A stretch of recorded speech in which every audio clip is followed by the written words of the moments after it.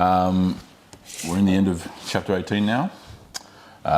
Finishing off the chapter with verses 18 through to the end there in 28.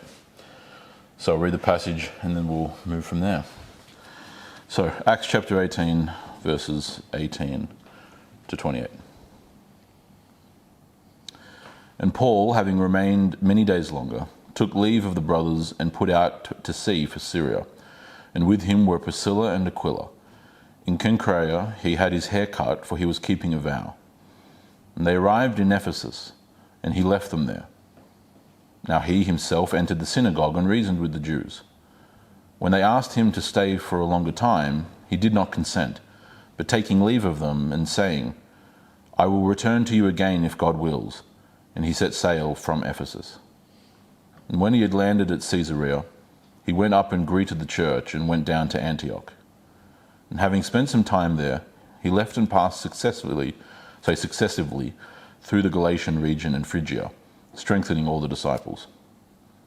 Now a Jew named Apollos, an Alexandrian by birth, an eloquent man, arrived at Ephesus, and he was mighty in the scriptures. This man had been instructed in the way of the Lord, and being fervent in spirit, he was speaking and teaching accurately the things concerning Jesus, being acquainted only with the baptism of John. And he began to speak out boldly in the synagogue. But when Priscilla and Aquila heard him, they took him aside and explained to him the way of God more accurately. And when he wanted to go across to Achaia, the brothers encouraged him and wrote to the disciples to welcome him. And when he had arrived, he greatly helped those who had believed through grace, for he powerfully refuted the Jews in public, demonstrating by the scriptures that Jesus is the Christ. Let's pray. Blessed Lord, who caused all holy scriptures to be written for our learning, grant us so to hear them, to read them, to mark them, to learn them, and to inwardly digest them, in order that we may embrace and ever hold fast to the blessed hope in Jesus Christ. Amen. So, Can I just quickly ask, which version are you using? I haven't been able to zero in on it. I particularly am using a version called the LSB. It was published in 2020. Okay. It's in the stream, it's in the line of translation from the New American Standard Version. Yeah, I've got that. Yep, okay. So there's a number of modern different translation streams, but long story short, I prefer significantly what's called formal equivalence, which is basically trying to get as accurately to what the original wording was. And this is in the line of there are three broad branches. There's the heritage tracing back through to the original King James, and its byproducts, New King James, blah blah. There's then another stream of the ESV, the English Standard Version, which has some of its traces in the RSV, the Revised Standard Version. And then the third stream is the New American Standard Version, and this is its latest byproduct. Yeah, so I mean the closest I got was the American Standard Version and the New King James Version. Yep, all three of those, be it King James, New King James. I mean, there's obviously going to be a language difference by one being written in early modern English. I was just trying to. We'll follow on. The same version. Yeah, fair enough. The LSB, called the Legacy Cinema. Yeah, I made a transition to it mainly for not because it's leaps and bounds ahead of anything else. The ESV is still a very good translation. New King James has a really good place too. And then the other translations have, again, they're not atrocious. That's not what I'm saying at all. It's not like, oh, there's these three and then nothing. That's not at all. It's just different translation philosophies. For me, as someone who's teaching, what's important for me is I don't necessarily need the translator to figure out for me, sitting here on the end of the translation work, especially as someone who, obviously not to the same degree as the translators, but someone who knows both the Hebrew and the Greek, Greek better than Hebrew, but nonetheless,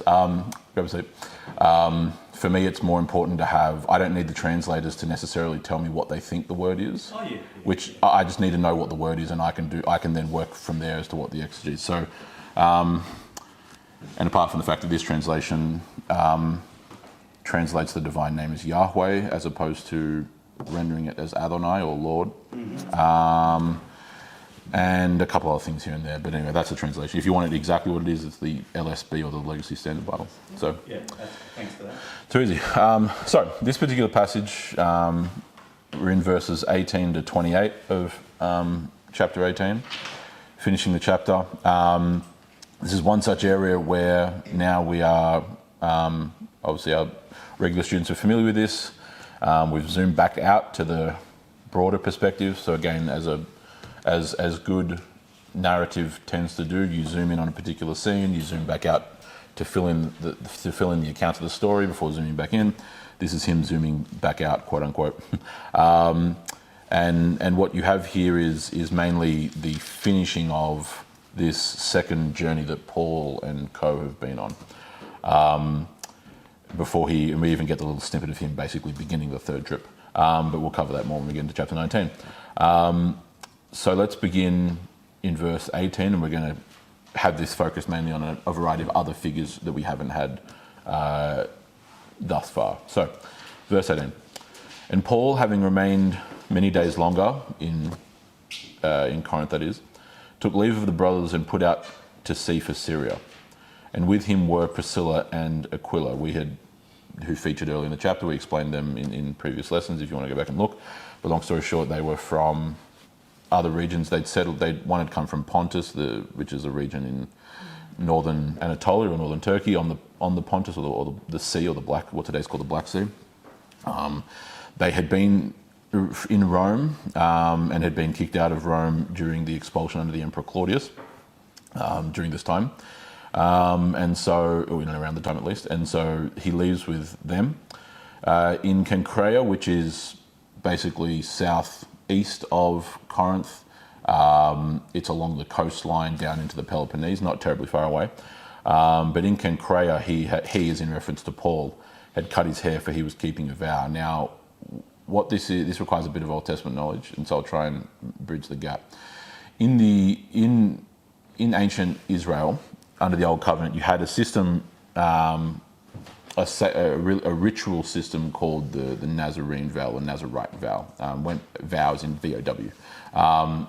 Went by different names, but nonetheless, the vow was really for a set time period in which, not exclusively, but primarily, a man would not cut his hair. He would undergo certain different rituals. It was usually often employed in regards to warfare, for example, was one such setting. And there's a whole history behind it. But long story short, it's unlikely that's what he was doing here because of this pretty stringent set of principles and of rituals that would be required to uphold that vow. It's basically impossible for him to have done while journeying along this kind of bumping around the countryside, as we might say. So what that instead means by implication is that, it's highly unlikely that he was taking that particular vow by virtue of how difficult it was to actually fulfill all those various things under the Nazarite vow along that trip. Instead, what it's more likely that he was doing, because it's saying that in Cenchreae he cut his hair after having grown it long. That's why people sometimes suspect it might be the Nazarite vow. But it's far more likely that he had adapted that principle from the Old Testament and had basically, as a sign of his commitment to this journey and to this particular mission, not cut his hair. So taking one of the principles and let his hair grow out as he's journeying around until the job was done, quote unquote. That's far more likely what's going on here. Not as a means of merit per se, but just simply as a commitment or as a demonstration between him and God. That this was to him a visible reminder of the journey he was on. Obviously, as his hair's growing out, it's very clearly demonstrating the time that he's been on this particular mission and journey. And it's a very obvious sign because your hair's growing out, obviously. And so that's almost certainly the context there, that this cutting was as a conclusion of the mission he'd been on, right? And so, if anything, principally to draw from that is that on the one hand, the principle can be drawn against legalism, which is the attempting to make people, Christians, adhere to the specific ritual elements of the Mosaic law, under which the Nazarite vow falls. because it wasn't an obligation. Like it wasn't like, oh, every man at some point in their life had to, no. It was for specific settings, specific circumstances, and there's a whole, it mainly goes back to the book of Numbers where you can read about it if you want. I need to find the chapter. It's early on, but if I can find it within 15 seconds, I'll give the answer. I'm going to say number 6 maybe. Correct. Good. Okay, number 6. Yeah, so if you want to read about it more, you can go and look at the book of Numbers, chapter 6. That's about the point. But nonetheless, and read about the details given there. So, yeah, so it's a principle against legalism, demanding that particular Mosaic principles that have clearly been fulfilled in Christ are to then be somehow upheld or maintained by all Christians. Well, now you've fallen back into the same heresy that was dispelled at the Council of Jerusalem in AD 50, at least in one of its canons.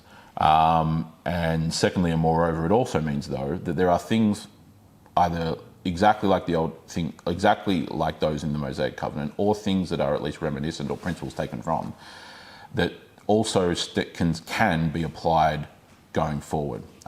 So a way that this works, and this is something which we'll eventually get up to in our sermon series as we go through Deuteronomy, is a number of the confessional statements coming out of the Reformation did a very good job of answering what are we to do with the law in the Old Testament. Right? Obviously, you've got this primary subsect of the Decalogue, or the Ten Commandments, upon which all the rest of the laws are based, and that's pretty clear. If I can then shuffle this across, or do you want to come, Costa? Do you want to come and grab this first? That way, that side of the aisle has it, which is fine. Thank you. What do you do with the rest of the laws? Well, we're clearly told that the rest of the roughly 613 different laws throughout the Old Testament, which are all there for different specific reasons, big and small, are derived principally from the 10. Okay, and even the 10 itself, what we call the 2 tables. So depending on how you number them, but the first 4 and the last 6. At least in our particular Protestant line of tradition, those 2 tables of the law can also be boiled down to just simply 2 commands: love the Lord your God with all your heart, soul, mind, and strength, and love your neighbour as yourself.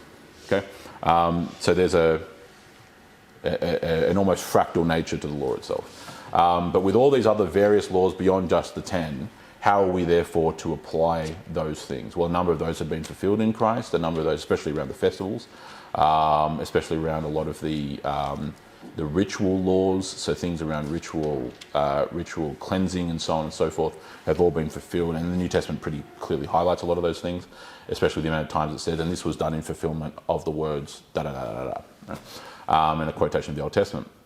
But the way that particularly the Westminster Confession, the Westminster Standards, which is what the Presbyterians use, as well as the London Baptist Confession, which is what, well, all Baptists at one point used it, but really Reformed Baptists use it these days. Those 2 confessions, and others, but particularly those 2 confessions, make this point pretty clear regarding the law, and I'm summarising, paraphrasing here. But the principle that is applied there is that with regards to the law, there are standards which are in perpetuity, like the 10 Commandments, because you find all of the 10 Commandments prior to its introduction under Moses in the first place. Things like murder are very clearly dispelled in Genesis 9, for example, so on and so forth. Even going back further, obviously, the story of Cain and Abel. But then all the rest of the laws that come out, the canons of the law from those, that whilst they have been fulfilled in Christ, whilst he has fully upheld them and perfected them, and all the language that gets used in the New Testament, the general equity, in other words, basically the substance of the principle behind a given law, can still be applied. So to give you an example of how this worked, there's one of the most evident examples comes from early medieval England, okay?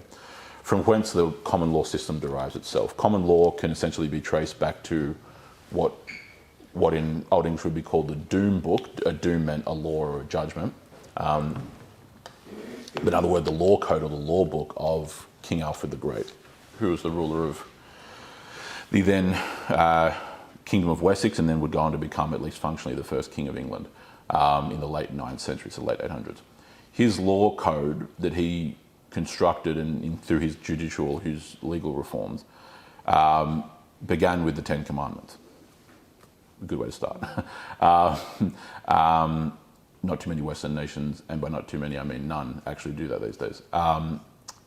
From that point beyond the 10, the other dozens of laws that came forward from that was Alfred going back into the Old Testament and going, are there laws here, either literally or in principle, that then actually have a mirror in our given society? Now, early medieval England as an agrarian society had far more in common with ancient Kingdom of Israel or Kingdom of Judea, depending which time you're talking about, than we do with Alfred the Great's time, the early medieval England. So some of the principles could just literally be taken straight out. There are times in his law code that he just is directly quoting something from Deuteronomy, because it's to do with farming. Bang. That directly applies. But then there are other things that didn't quite apply. They weren't exactly the same. There's a difference culturally. But he took the general equity principle of that given law. So one such example, and it seems very odd when you read it first until you realise the intelligence and the wisdom behind it. One of his laws, I think it was Canon 36 off memory, was having that if you were doing lumber work, right, so chopping down trees for production, and the tree fell on a co-worker. Yeah, okay. All right, it's funny. I know it's funny, but the tree fell on the co-worker. The family would receive the wood from that tree. It's in the family of the deceased man. Now, to us, it seems like it seems very odd, out of left field, except ubiquitously throughout medieval European society, the Gildever, or the man price, the cost of a man's life, particularly a husband with a family, wife and children he's taken care of, dying, could be the difference between that family surviving the rest of the month or not. And so there was already, even for accidental deaths, right, for not for what we would call homicide or murder, especially by intent, but what we would generally call manslaughter these days, you still had to pay a wehrgild, or a man price, a price to the family, because, well, they've just lost their entire source of income and the guy who protects them and all the confluence of effects that has on their life. But in this case, the timber that fell on him was a valuable asset and a resource. That's why they were doing lumber work in the first place. That goes to the family. And he was drawing that principle directly from the Old Testament, not because there's an actual law in Deuteronomy that says, if a tree falls on a guy, da-da-da, but he was taking it from principles in the book of Deuteronomy explicitly, yep. Taking the law of the land explicitly from the Bible. Mm-hmm. When I was introduced in my first year of legal studies to the concept of gleaning, I'd never heard of gleaning. Yeah.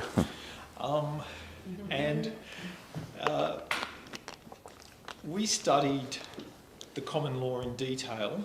Mm-hmm. Conveniently for a leftist Marxist university campus, the Bible was excluded, but we talked about the Bible, and I read C.S. Lewis.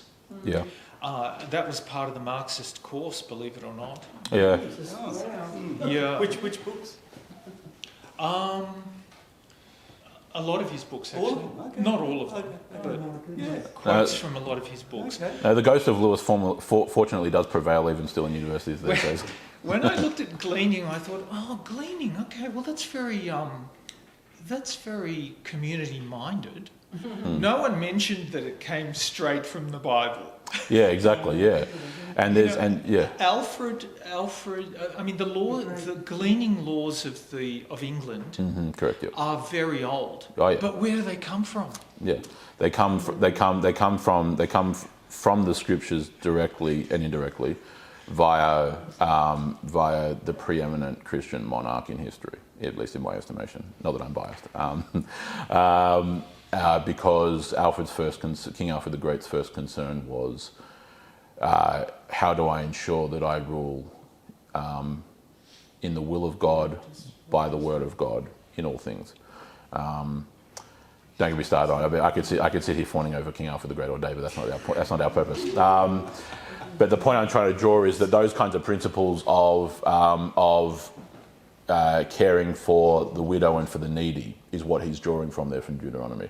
It's the same as how there are all kinds of other... And this is not without precedent.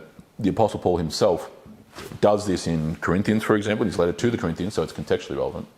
He mentions, I forget which chapter it is.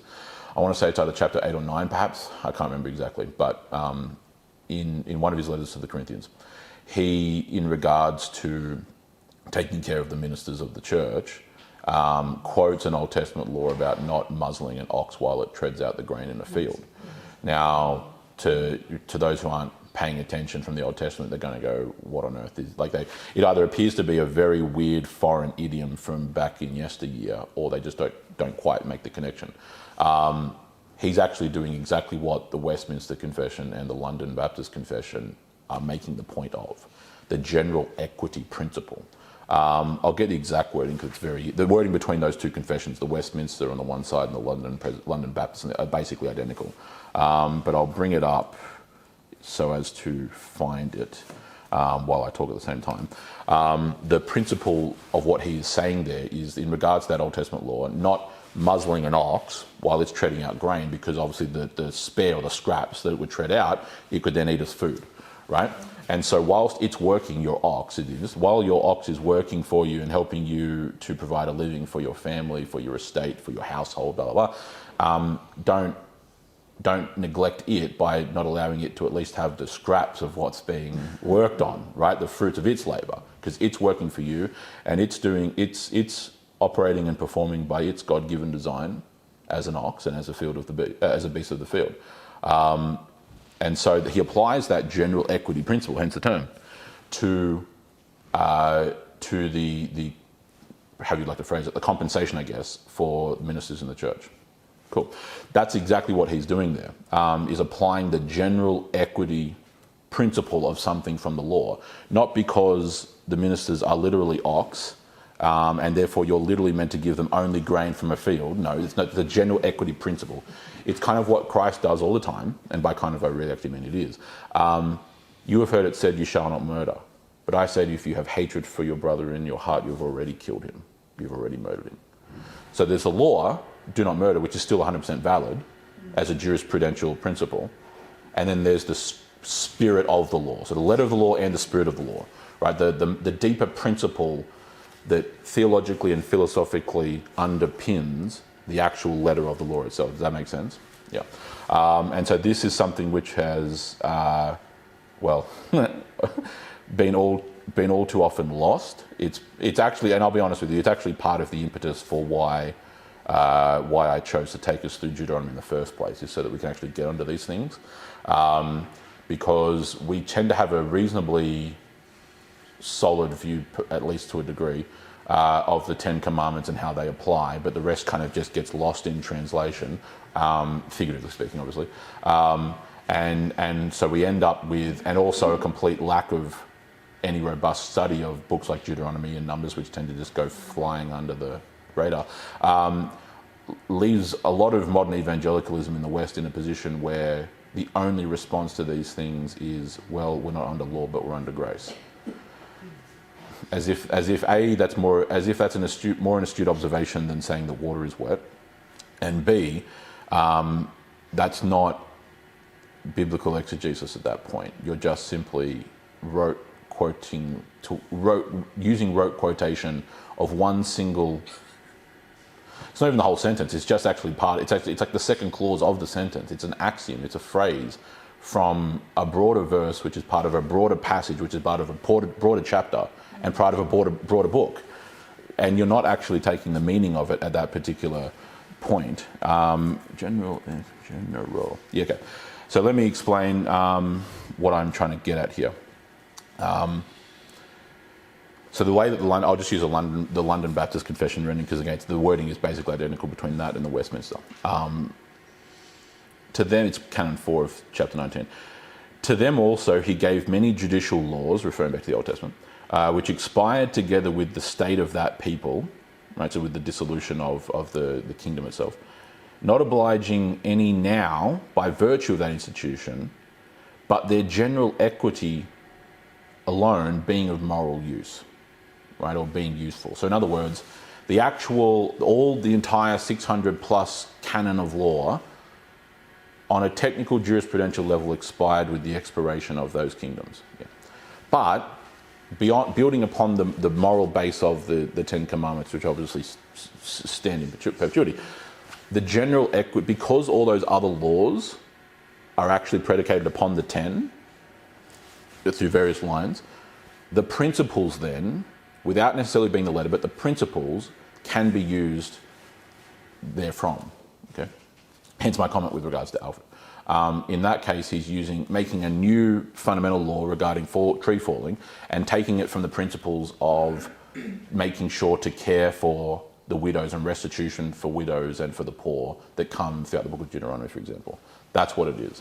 Isn't there a similar provision for if an ox dies under certain circumstances, you take the meat and you give it to... Yep. It's along those kind of lines too. Yeah, exactly. There's a number of points that he drew that from. It's the same as having laws that he instituted around having well-constructed parapets on city walls. He took that from one of the Deuteronomic laws around having appropriate barriers on the roof of your house. Well, not just in the ancient Middle East, but even today in the Middle East. The roofs of homes are typically squared and are used all the time. Especially during night where it's cooler, you want to get outside the confined heat of the house and up into the night air, right? Rooftops in the Middle East are used all the time, even to this day. And so there is a law, I forget exactly what the reference would be, I have to go back and find it, but there's one particular law in Deuteronomy that you had to have appropriate fencing, basically, or barrier on the roof, as a matter of to avoid negligent death, essentially, what we would say.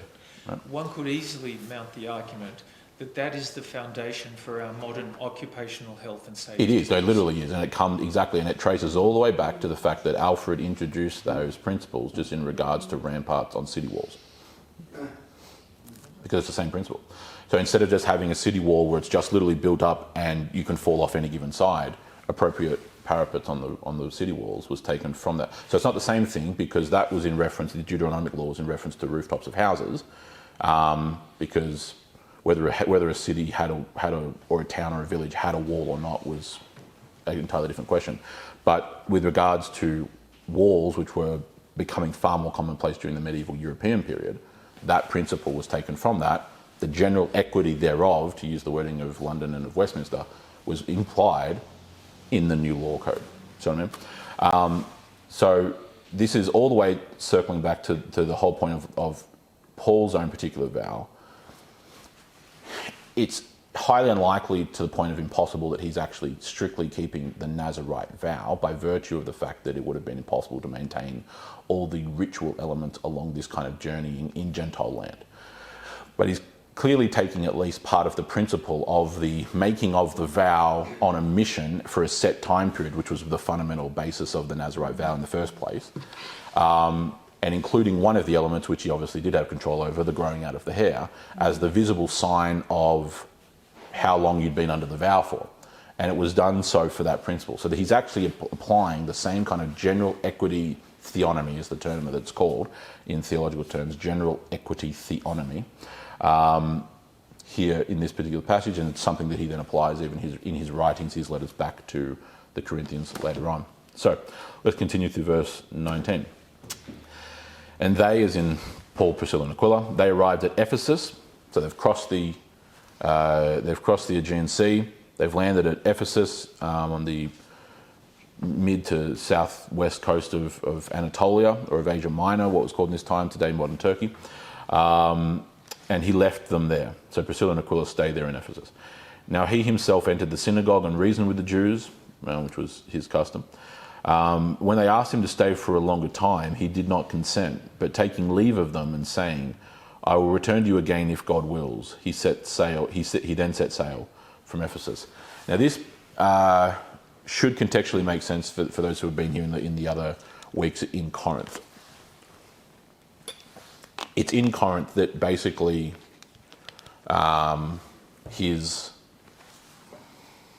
not necessarily his patience, but it's kind of along those lines. His patience, his desire to continue forbearing with, in this case, the apostate Jews who are continuously rejecting him, has run out, which is fair enough. He makes it very clear that his attention is going to be turned pretty squarely towards the Gentiles. He obviously still goes here and still makes the attempt. But what's interesting here is that there seems to be a request to stay longer. Now, again, we're not told by whom.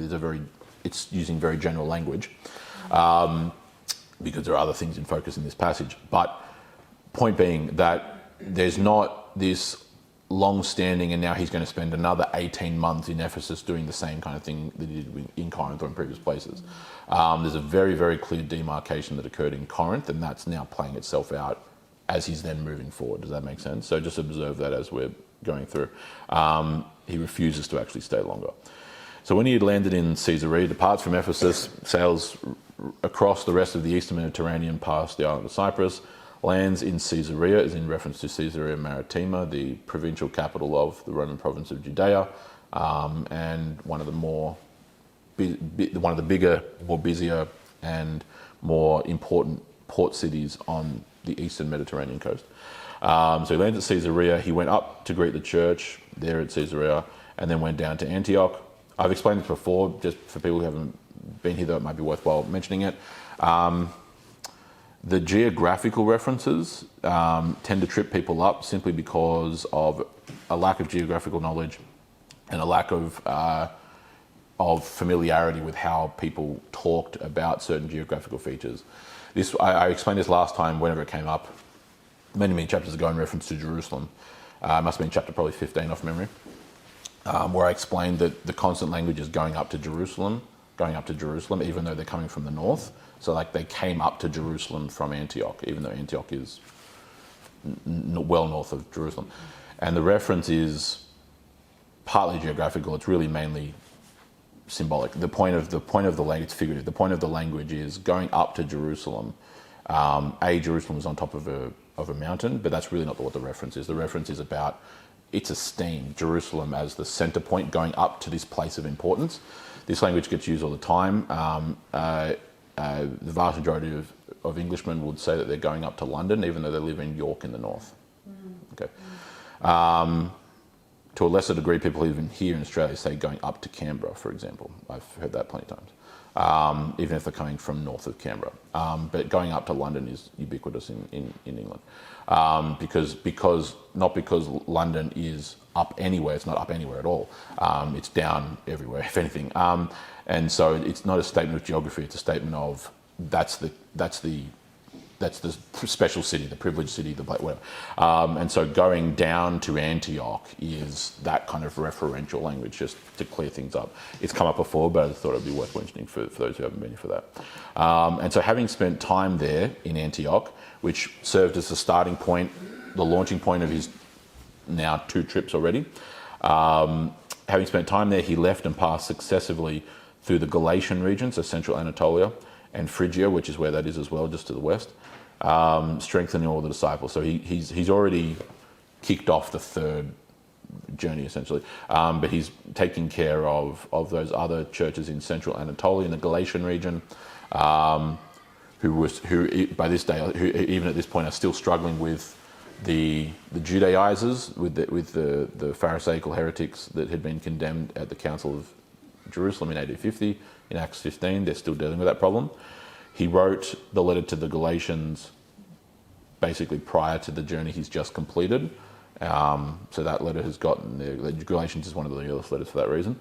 And so he's going through and triaging, essentially, the problems that are already existing in that particular region. Verse 24, now a Jew named Apollos, an Alexandrian by birth, this is in reference to the most important Alexandria, is in Alexandria, Egypt. People are usually unfamiliar that there are more than one Alexandrias in the world. There's actually quite a lot, there's 26. Alexander the Great was quite fond of naming cities after himself, but at the same time, if anyone in the ancient world had earned that, he probably had. So you will find Alexandrias. There are Alexandrias in the ancient land of Bactria. Bactria is what today is modern Afghanistan. There are Greek ruins in Afghanistan. There are Greek ruins even further down into Pakistan, near the ancient Indus Valley civilization. And Alexandria, Egypt, was the most important by virtue of the fact that one of the more significant events of Alexander the Great's life was his conquest of Egypt and his being pronounced as the pharaoh. And so Alexandria, Egypt is definitely the most famous one. So when it says Alexandria, that's the reference to Alexandria. Alexandria becomes, just as another brief side point, Alexandria becomes one of the major centers of Christianity in the early church. One of the significant sees, S-E-E, or dioceses, and alongside of Jerusalem, Antioch, and particularly Rome, as well as Constantinople. Historically, it's called Constantinople. Today, in Turkish, Istanbul. Although I'm more in favour of calling it by its historic name. But Alexandria serves as a major centre of Christianity very, very early on, and historically is one of the most important places for us. And so Apollos is a Jew, but from Alexandria, so a diaspora Jew, ethnically Jewish, born and raised in Alexandria. An eloquent man, or a learned man, you could also say that in Greek, from Greek into English. A learned man, this is Luke highlighting he's well educated, and that becomes pretty apparent by the way that Luke describes him. He arrives at Ephesus and he was mighty in the scriptures, powerful in the scriptures. This man had been instructed in the way of the Lord, and being fervent in spirit, right, being very, very keen, very, very energetic, he was speaking and teaching accurately the things concerning Jesus, being acquainted only with the baptism of John. And so there's probably two reasons why Luke is heaping quite a fair bit of praise upon Apollos. One, because he is a fellow educated man like Luke is. Luke is a physician and a historian. And so he's highlighting that Apollos is also educated just like he, as the author, is as well. And then secondly, moreover, he's really kind of pointing to how well Apollos is doing, what it means whether he's acquainted only with the baptism of John. He's actually only aware, in terms of his personal knowledge of the details of Jesus' life, he's really only acquainted with the baptism of John and the other details of Jesus' life. He's not acquainted with what happened at Pentecost. That's what that means. Okay. So as opposed to the baptism that occurred at Pentecost, he's not aware of that. So, and this has been the consistent understanding of that. Basically, you can find, this is the universal opinion going back as far as you can read. The whole point of him highlighting being only acquainted, or being acquainted only with the baptism of John, is in contradistinction to the baptism at Pentecost. Okay. Why would that be? That he was not acquainted with what happened in Jerusalem, because what happened in Jerusalem became famous.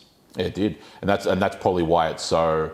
It became famous, and I think that's probably why Luke's bothering to highlight it, because this is one rare example of someone who either wasn't in Jerusalem for whatever particular reason, or wasn't familiar with what had gone on, one way or the other. But those that were in Jerusalem returned to their diaspora homes. And proclaimed the good news. I know, but I think that's why this is being highlighted, because this is like a pretty rare. I think Luke is kind of highlighting the rarity of Apollos' particular circumstantial case. Basically, I think that's what the gist of it is. Yeah. I think it's also highlighting a historical point, and that is that the disciples of John the Baptist were still very active. Oh no, that's no doubt, yeah, and so that becomes, we know for a fact they are. So a group called, one of the cults that developed early on is a group called the Ebionites, who are, it's one of the early Gnostic groups. They basically, to them, John was the guy. John was essentially the quasi-messianic figure, and everything that they taught and believed revolved entirely around John, as in John the Baptist. As opposed to, and again, the whole confluence of reasons why that happens, they weren't the only group that did that, but they were just one of the more famous ones early on. it comes from basically taking what John's own words and then twisting them, sadly and unfortunately, because anyone who listened to John for 5 minutes would realise that it wasn't about John. His entire point was, I've come to prepare the way of the Lord, and he said that over and over and over again. Like, there was no mistaking that. So it's not John's fault that a couple of cults, particularly like those ones, rose up in that time period. That comes from twisting historical facts and choosing not to listen to them, and choosing not to listen to the facts. Can I ask, Yep. what sort of things would he have accurately taught about Jesus, only knowing John's baptism? Yeah, exactly. And so that's part of the, that's what's part of the, and so this ties into the language that we get onto in a minute. So let me continue to the passage. No, it's not. It's a very good question. It's an essential question. But once we get through some of the next couple of verses, then that'll hopefully come a bit more to light. So he's teaching the things accurately concerning Jesus, and so he mentions they're accurate, right? They're not inaccurate. Like, he's not saying things that are factually incorrect, but that comes with the rest of the context of the passage. Verse 26, and he began speaking out boldly in the synagogue. But when Priscilla and Aquila heard him, they took him aside and explained to him the way of God more accurately. So the issue wasn't inherently that, and this is where hopefully your answer will come into play. Your question will come into fruition.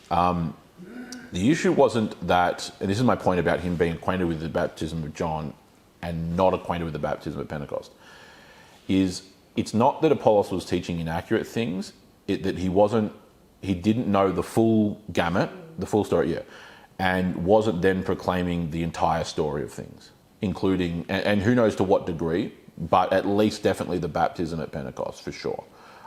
Because that's what's being held up typologically with the baptism of John. Do you understand? And so that was for repentance. That was for, and this, Paul says this elsewhere, but that was a demonstration of repentance. And the baptism of at Pentecost was about the grace coming through the gospel and blah blah. And so one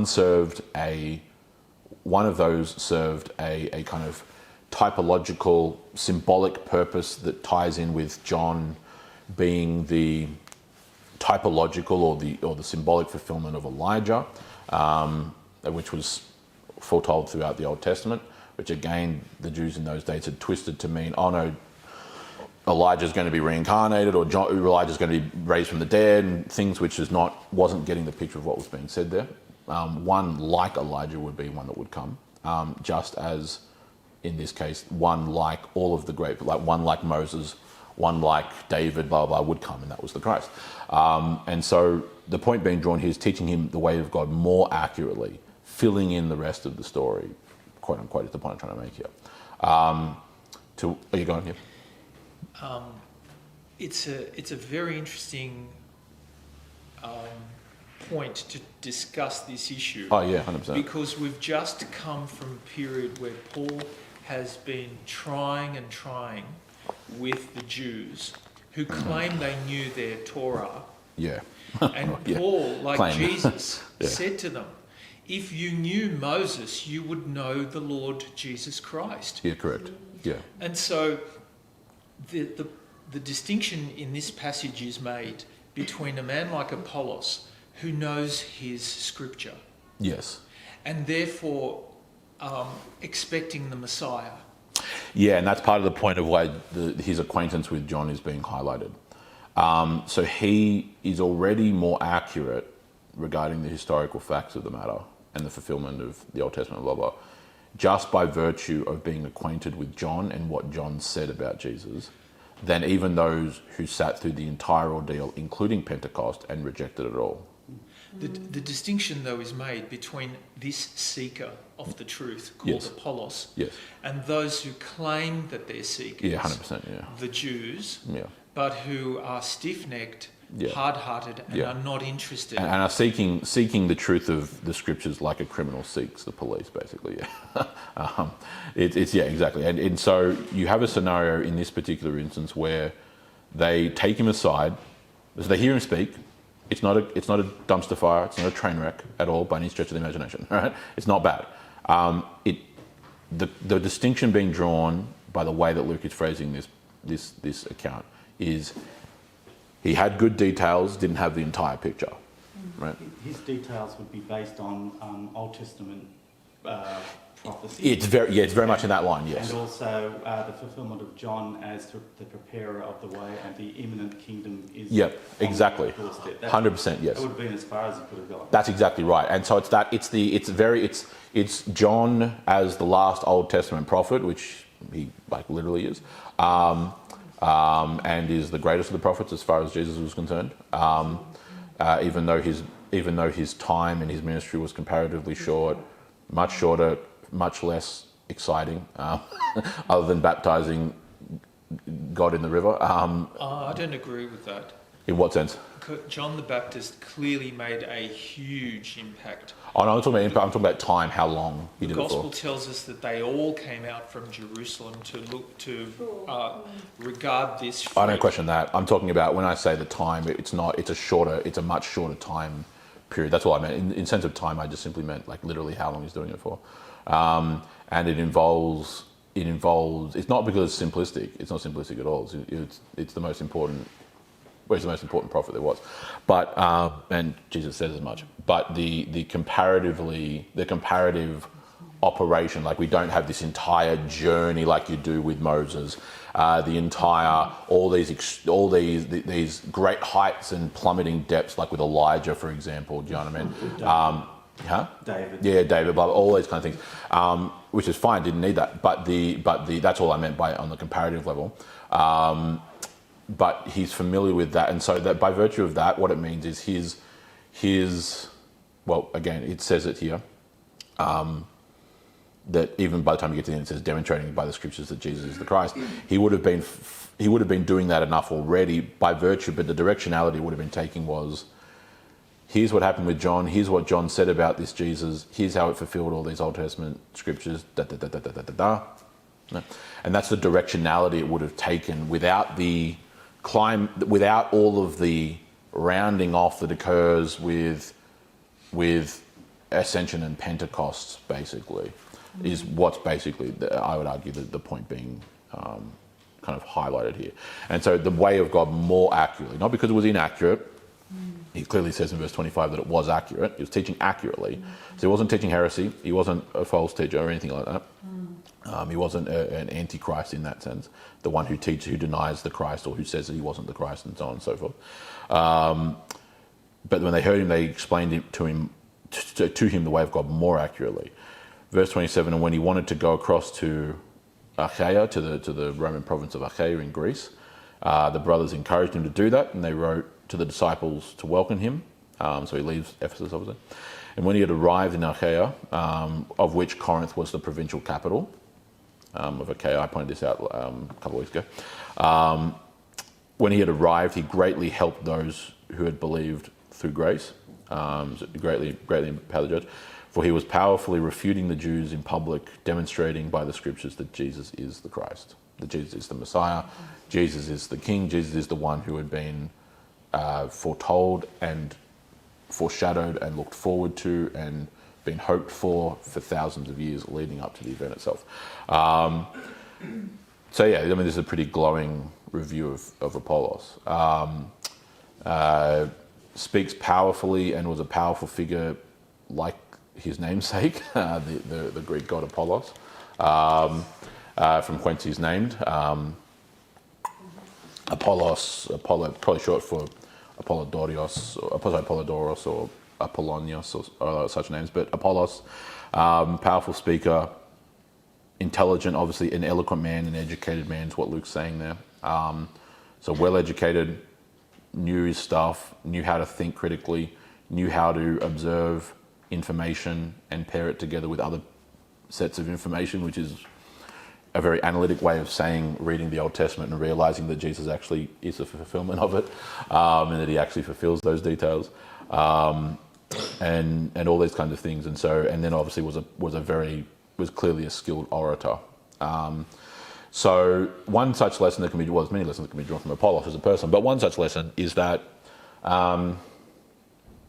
we tend to view, and it's a very accurate, 100% accurate, I'm not even for 1 second refuting the concept and the reality of it, but we often highlight how God can work through the most humble of means. Do you understand what I mean? Like he can work through people who are not who are not terribly impressive, either by appearance or by intellect or by speech and so on and so forth. And he does do that and has done. There's many instances in the Old Testament where he did that, instances in the New Testament where he does that. Paul was obviously a very well-educated man, but was nothing remotely impressive on the surface. And there's a reason why, whatever it was, chapters 13 or 14, somewhere around there, I think maybe, whenever he's first in Derbe and Lystra, there's a reason why there's a very good reason why they confuse him for Zeus and not Barnabas, who they confuse for, other way around, so I should say. They confuse him for Hermes, the messenger god, and they confuse Barnabas for Zeus, the mighty king of the gods and the lord of thunder and blah, blah, blah. Because Barnabas was obviously a big guy, strong guy, much more physically impressive, and as opposed to Paul, who was the smaller, slight of frame, balding, blah, blah, blah. And so the typical image that gets presented which is to us through... how he managed to cut his hair if he's balding. No, I know he goes balding later on. I know exactly. No, it's a later on thing. Yeah, okay, those who come up, those who knew the apostles, like the apostolic fathers, make that remark later on. The guys who knew the apostles, and so they make that point of his. A lot of the descriptions of Paul, some of the descriptions get given in the scriptures, but it's passing and vague. But the apostolic fathers who knew the apostles, they give those. Like Paul wasn't an impressive figure at all. Like he was average height and not very. Whereas those who knew Barnabas said otherwise, that he was and the probably name a big Paul guy. was sort of a play on that particular characteristic. Yeah, good point. Yeah, exactly. And so so Apollos, this is more a hailing of his intellect, if anything. But it goes both ways. Like this is an important point, and it maybe more important than you may realize. Like there is of course the value in the fact, and it's virtually unique to Christianity, at least in the big scheme of things, the elevation of the downtrodden, the humble, the poor, the widow is really a central attribute of Christianity, and there's really nothing that typically compares to that, especially when you observe how that's played out over history. On the flip side, God doesn't then...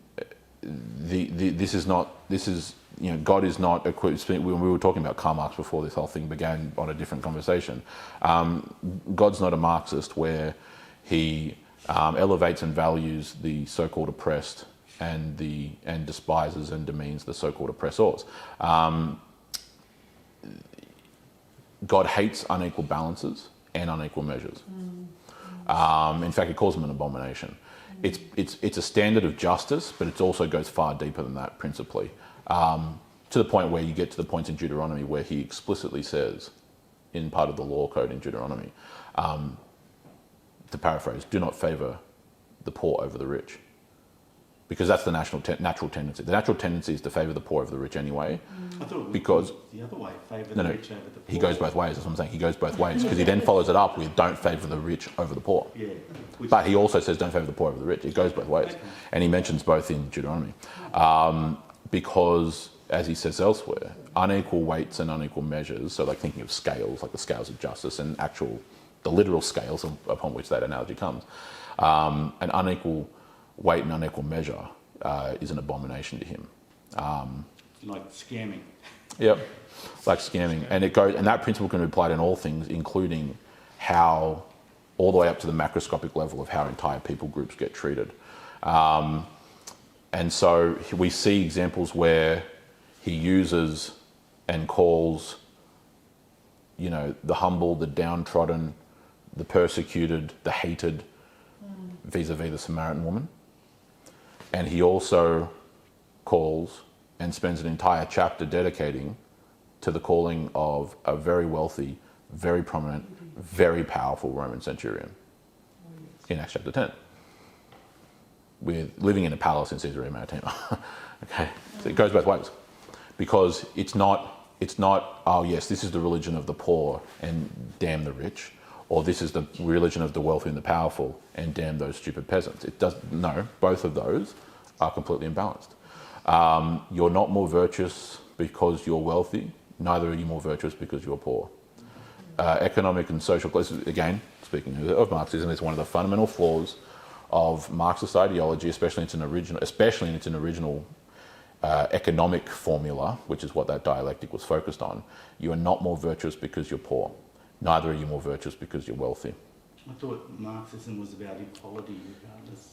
Well, that's the whole point, but it begins through a false binary of an oppressive class, the bourgeoisie, and an oppressed class, the proletariat. Yeah, okay. And so the false binary and so this is the concept that empowers Marxist ideologies like workers, or at least in its original formula, workers of the world unite, this kind of common class trope that all the workers around the world are somehow all united in some sense of brotherhood at all. I thought it was all peoples were all equalised. No. All the workers, all the working class. No, only the working class. Yeah. The oppressed class. The oppressed class. It's a dialectic binary coming.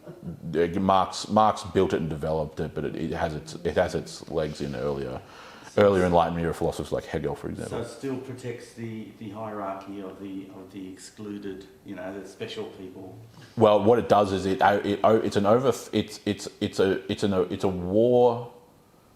a conflict-based ideology that views that the oppressed class must rise up and overthrow the oppressive class, because it's already bifurcated who is in which particular class, based usually on reasonably arbitrary means. By its definition, though, that the proletariat then should be axed continually because they're the oppressive class. No, in this case, the proletariat's the lower one. They're the oppressed, and the whole ideology is rising up against the oppressive class to overthrow them, and so that we are now the rightful owners of land and of the factories and so on and so forth. We now run things because it's an inherent favourship in its original class-based system, it's an inherent favouring of the poor over the rich, just by virtue of them being poor or rich. Right? We see this. Yeah. What he naively, I'll give Karl him Marx, the benefit of the doubt by saying naive. I think it was far more sinister. So do I. Yeah. What he neglected to say is that then the oppressed eventually become themselves oppressors. They become the new rulers. Yeah. So it's a ridiculous cyclical argument in a way. I've always thought that it just totally ignored the fact that of greed, self-centeredness. Oh, it does that too. Yeah. It does that too, but it's tied up with an actual view of civilization. It's an inherent view. I mean, we can go on forever about it. I'll stop here. No, I'm with you. Yeah, but it's a whole view of highly human progress. disturbed individual. Have you read his His poetry, his odes and poetry dedicated to Satan? Yeah, he goes on in quite great detail. No, but he does, and so the reason why I drive that out is because the point I'm trying to draw here with Apollos is along those kind of lines. Sorry, David, yeah. can I just say one thing? Because I find this quite troubling because I hear what you're saying. Yeah. Like obviously, it's there, so it's something I've got to grapple with. Yeah, of course. I find particularly in this day and age, and I'm not an intellectual. No, that's fine.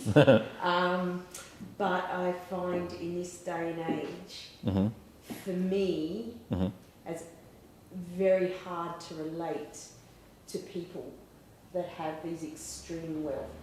Oh, sure, yeah. I can't. They to me are not my people. I can see why. Yeah, for sure. They are the ones, and I'm not saying they're all bad, because they're... No, it's like they're living in a different world almost, yeah. They ultimately hold all the power in this world that we're living in today.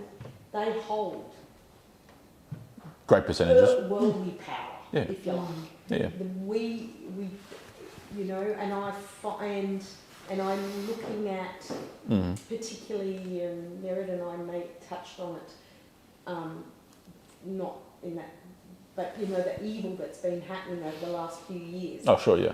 Yeah. And that has not come from... That's come originally from up here. There's a top down. We've done a good job at patrolling each other and pointing fingers and stuff.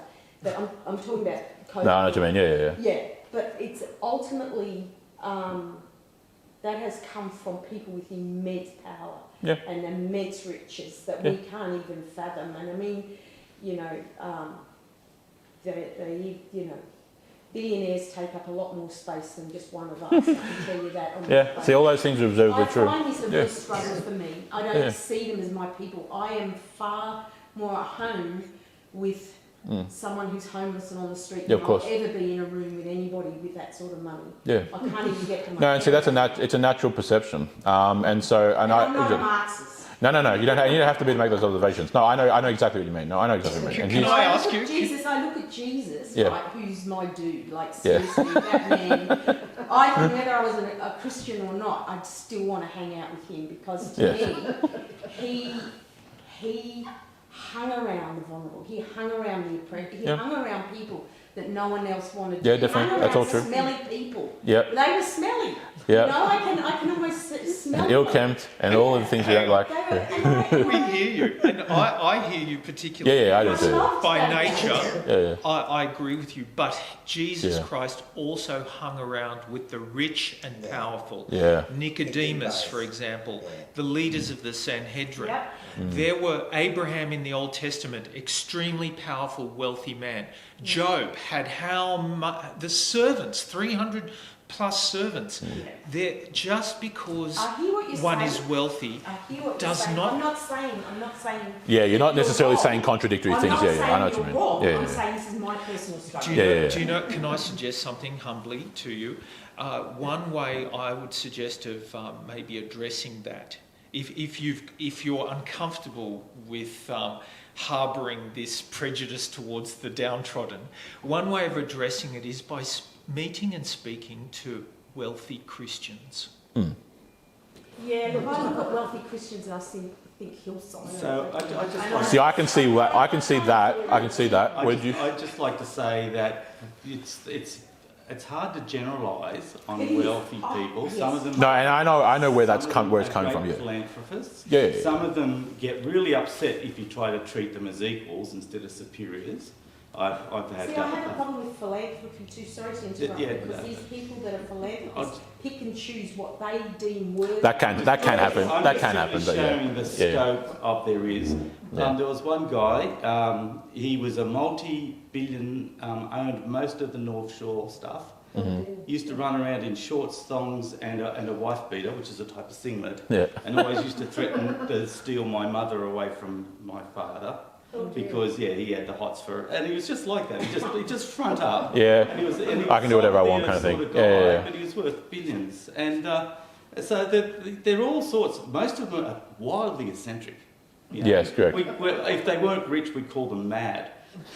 Super, in many respects. Yeah, And this is where. It's not. I'm not defending him, by the way. No, you're just making the point. I know what you mean.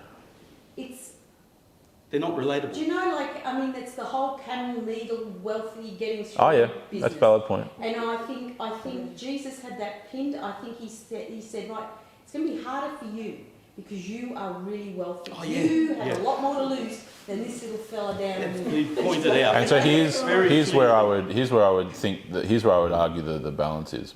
So all these are very valid points, by the way. Everyone's actually made a fairly valid point. And it is my bad. No, I'm with you. There's two sides to the thing. So one, let me address the first point, not that it's necessarily the major point, but it's one that's an obvious one to touch on.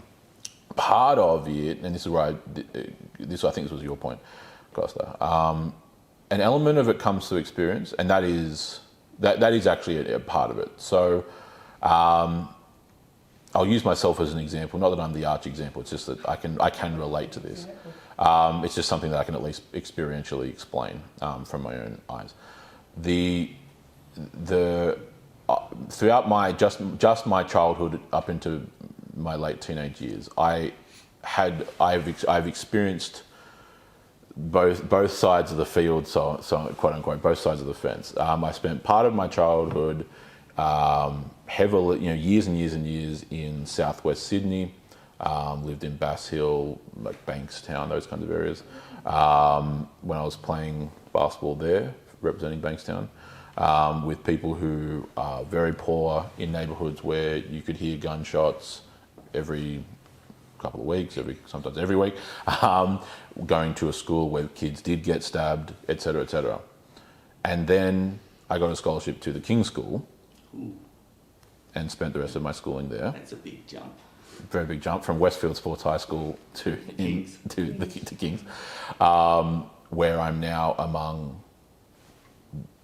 basically Australia's student elite, students elite, and it was either I boarded there, and so in the one boarding house you may have kids who are coming from very large, massive, wealthy farming estates out in Scone, or kids who are actually boarding because it's a bit too much of a drive to drive across from St Ives to North Parramatta, and so they actually bother to then spend the $60,000 a year to board the kid, just to save on the time it takes to travel back and forth from St Ives. I can't get my head around I know, but see, here's the difference. It's a different circle. A different circle of life. Now, I was on scholarship, so that should put that in perspective. But the point I'm trying to make is this.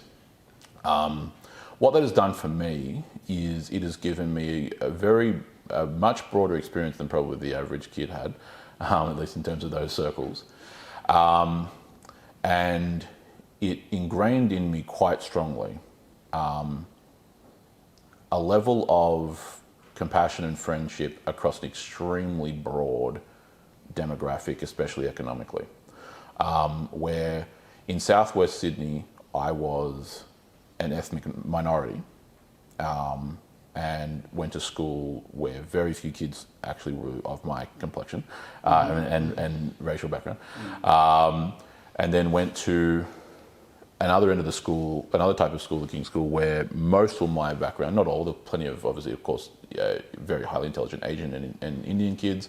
There were kids from abroad, and so a very wide demographic that then gave a sense of familiarity where I'm extremely comfortable in low socioeconomic standards, and I'm also extremely comfortable surrounded by people who don't have a net worth lower than 100 million.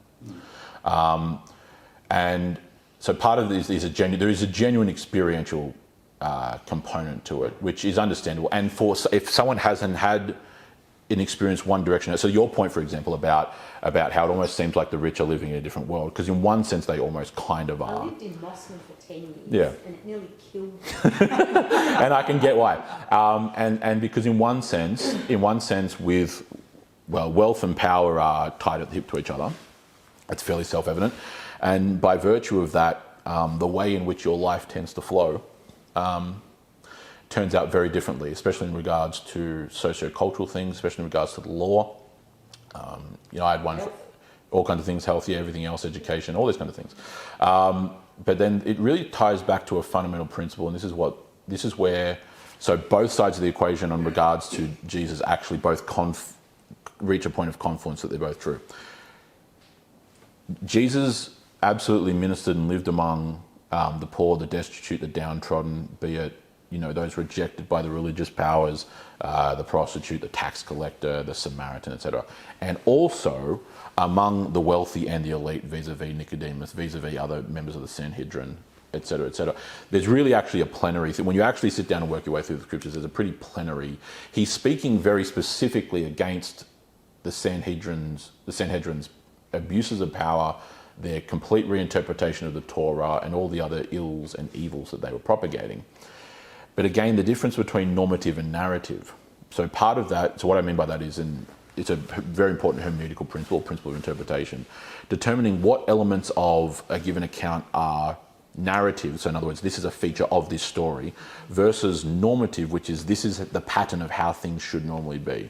So I use a really trite, obvious example just because everyone can get it on prima facie level, which is Jesus calming the storm, walking upon the water.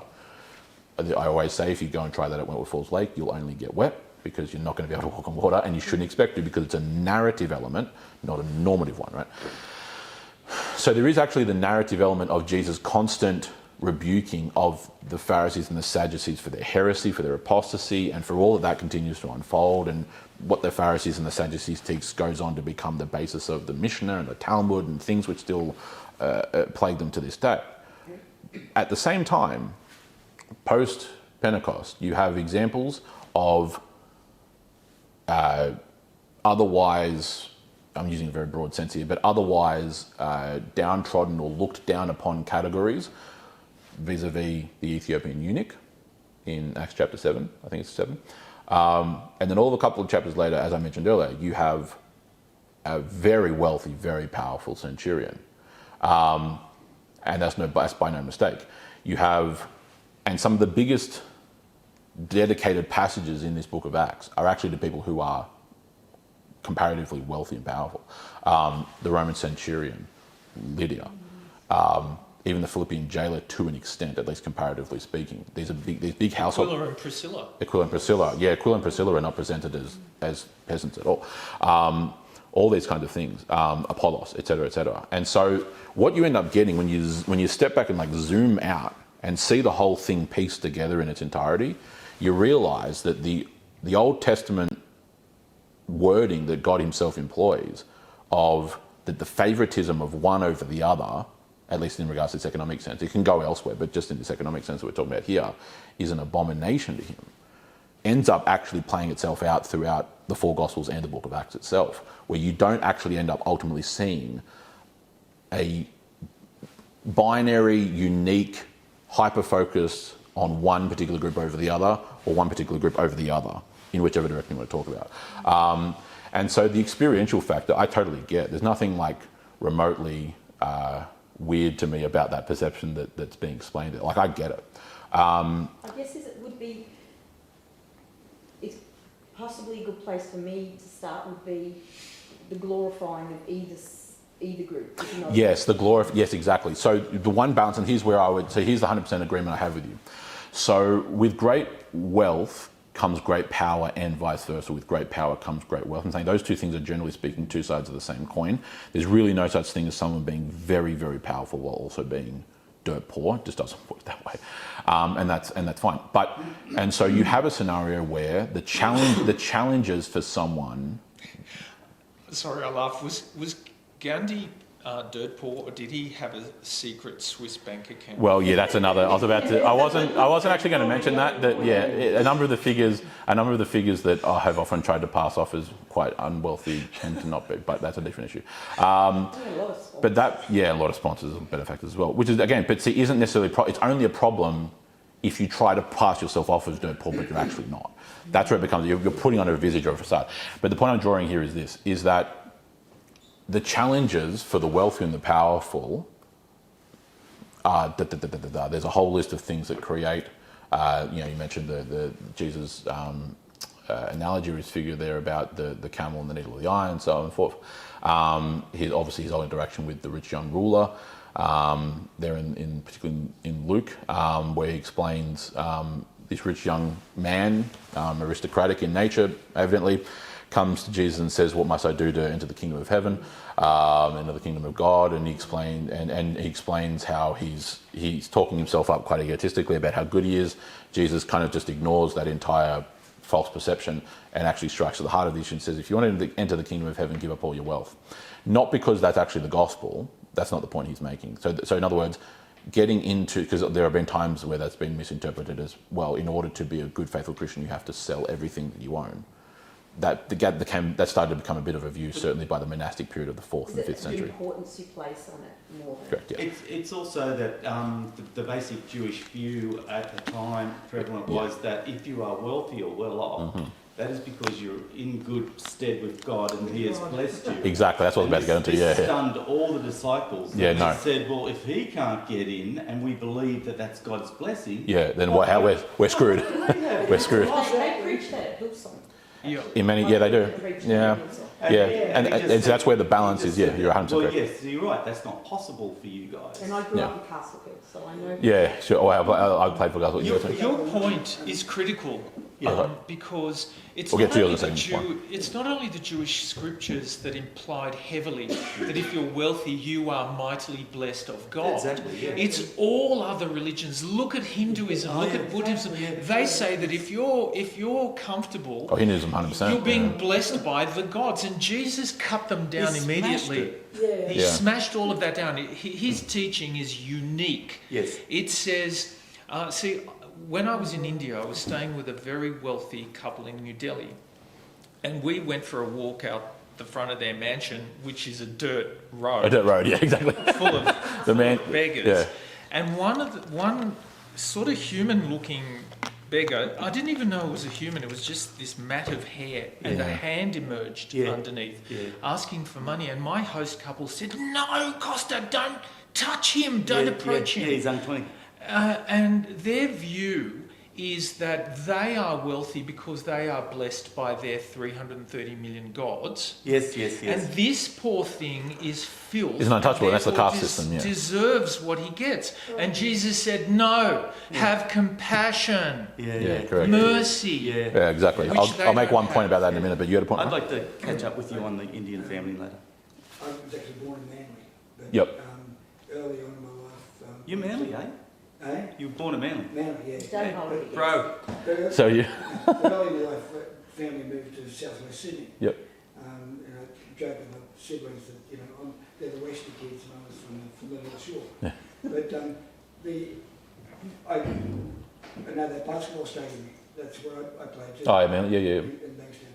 But the suburb I lived in was a funny place. It's the only place on the line, East Hills line, where the rail ran right through the middle of it. Mm-hmm. And this side was St George Council, this side was Canberra Yeah. Council. Canberra Council was a completely different... Oh, it's different. demographic, Yeah, 100%. but, much poorer. Like, I mean, even reflected in... It still was when I was there, yeah, Yeah, too. reflected in football teams where St George had won the competition for 11 years. Yeah. And, Canberra had done nothing.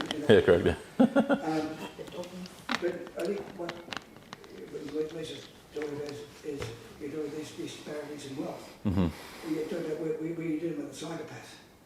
Where you're dealing with... Can be. Jesus, how is he dealing with psychopath? With that extremely wealthy person who can't be touched.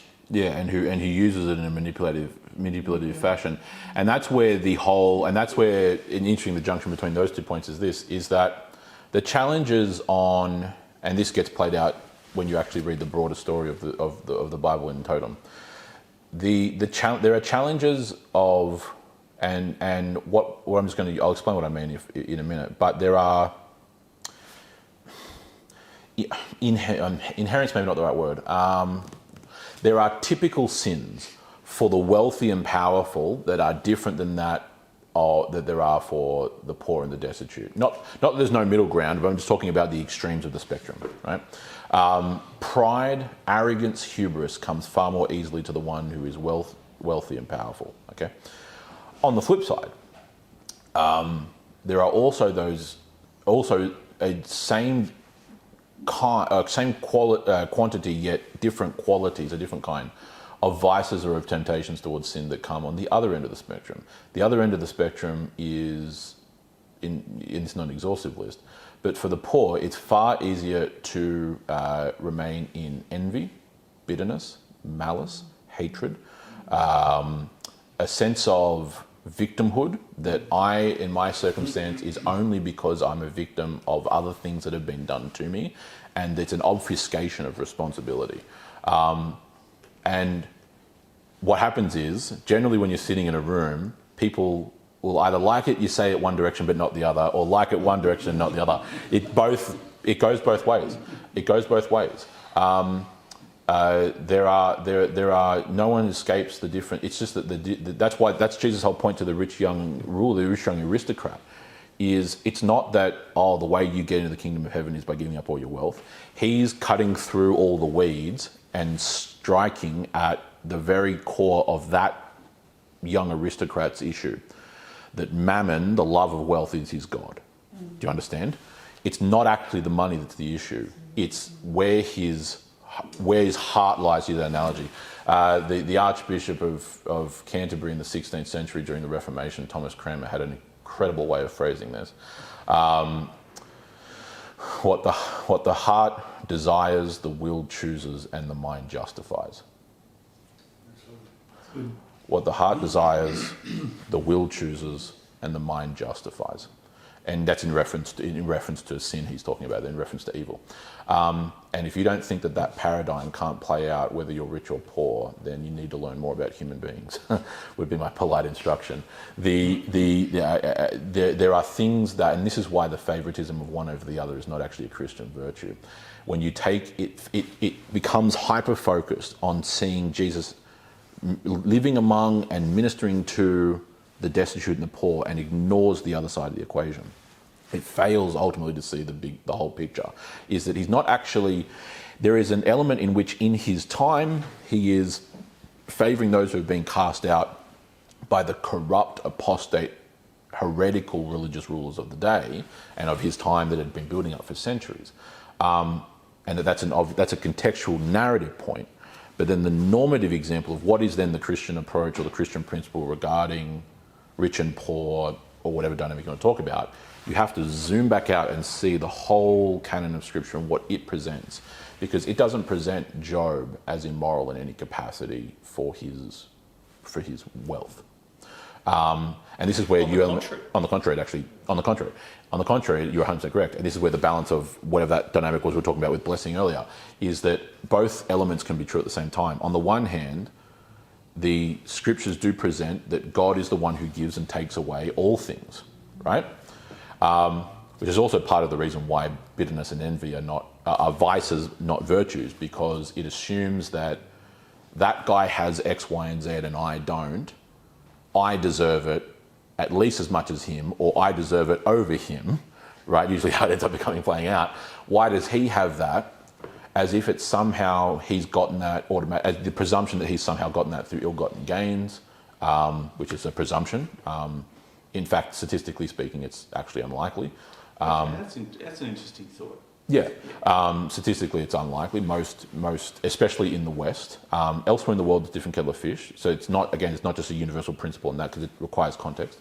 But in the West, the presumption that a billionaire, taking them as the obvious example on the surface at least, the presumption that the billionaire has gotten that through ill-gotten gains of some kind is really only works with a whole list of starting presumptions, namely that money or wealth is a zero-sum game. That's problem number one, because it's not, right? So in other words, the more money this guy has, the less someone else has to have. That there's only like a finite limit. Like, that's not how the money supply works at all. No, exactly.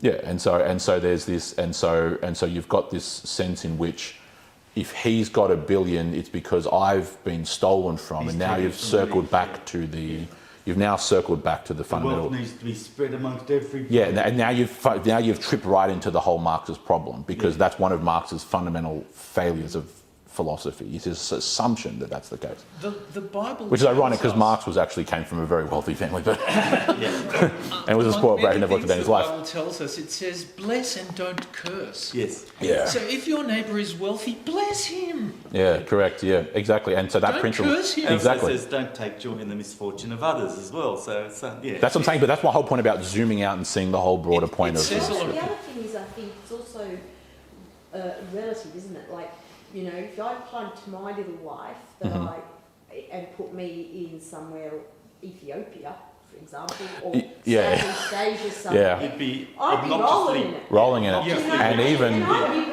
you know, so it is relative. there is a. And I do constantly give God thanks for my blessings. Oh no, yeah, Because I feel there's nothing. I am in need of nothing. Nothing material. That is a critical point. Yeah, it's a bit. Because I said to someone who was whinging about Okay, yeah, people can whinge, yeah. about a lot of things.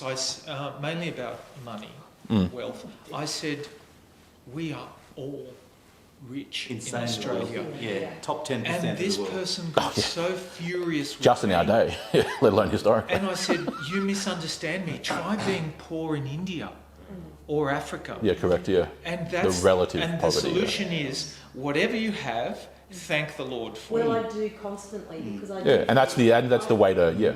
I do. I can't believe how blessed I am sometimes. Like Yeah. Yeah, exactly, and that's where the perspective. It's almost like with the but that's the position, because then it's a position of realization that, and again he used another parable to explain this point that I'm paraphrasing for the sake of time, but he essentially highlights that there is no meaningful reason for drowning yourself in stress and worry over what the future may hold. The days coming will take care of themselves. God takes care of even the sparrow in the tree. He knows the number of hairs on your head. Trust him that he has things in control. Right, I'm paraphrasing that parable. But the point he's drawing to there is the fact that God is the provider of all things. God gives and God takes away all things, including life. He's the author, he's the giver and taker of life itself. All things that anyone has is for some particular reason. There is and this might seem like it either might seem obvious or silly depending on how you interpret it, but let's go ahead with it anyway.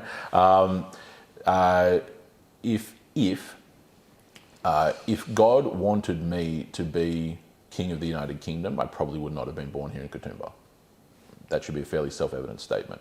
Why on earth why is, for example, Prince William the current Crown Prince and Prince of Wales, and not me? Because that's how God wanted it to play out. It's not a terribly difficult equation to figure out. That might seem like a really obvious statement, but it actually touches the deeper philosophical point I'm making.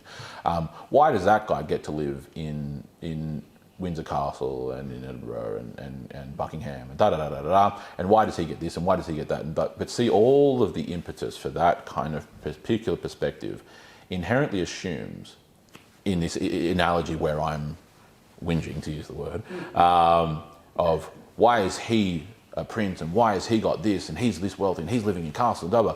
All of this is born out of a sense of, ironically, entitlement, that for some reason I'm actually the one who was somehow entitled to be Prince of Wales and Crown Prince of the United Kingdom. Why on earth would I assume unto myself that I'm the one that deserves to be that? Is that not addressed in the 4th or 5th commandment? Yeah, correct, exactly. Given to Moses, covet not thy neighbour's Yeah, the 10th, yeah. wife or whatever. Yeah, exactly, the coveting, yeah, exactly. You might also like be careful what you wish for. That's what I was about to say next. Is that a big part of when it comes to wealth and power is that people, and I've, again, having had enough of an experience on both sides of the fence in my childhood, the wealth and power brings with it, as I said, well, it brings all manners of temptation that are different from those on the other end of the economic spectrum. It also brings unfathomable levels of responsibility, and it's in fact a very, very good thing that there's a couple of thousand billionaires in the world, not million, because with that kind of wealth comes really inconceivable levels of burden. I deserve to be the one ruling and in power. This is the exact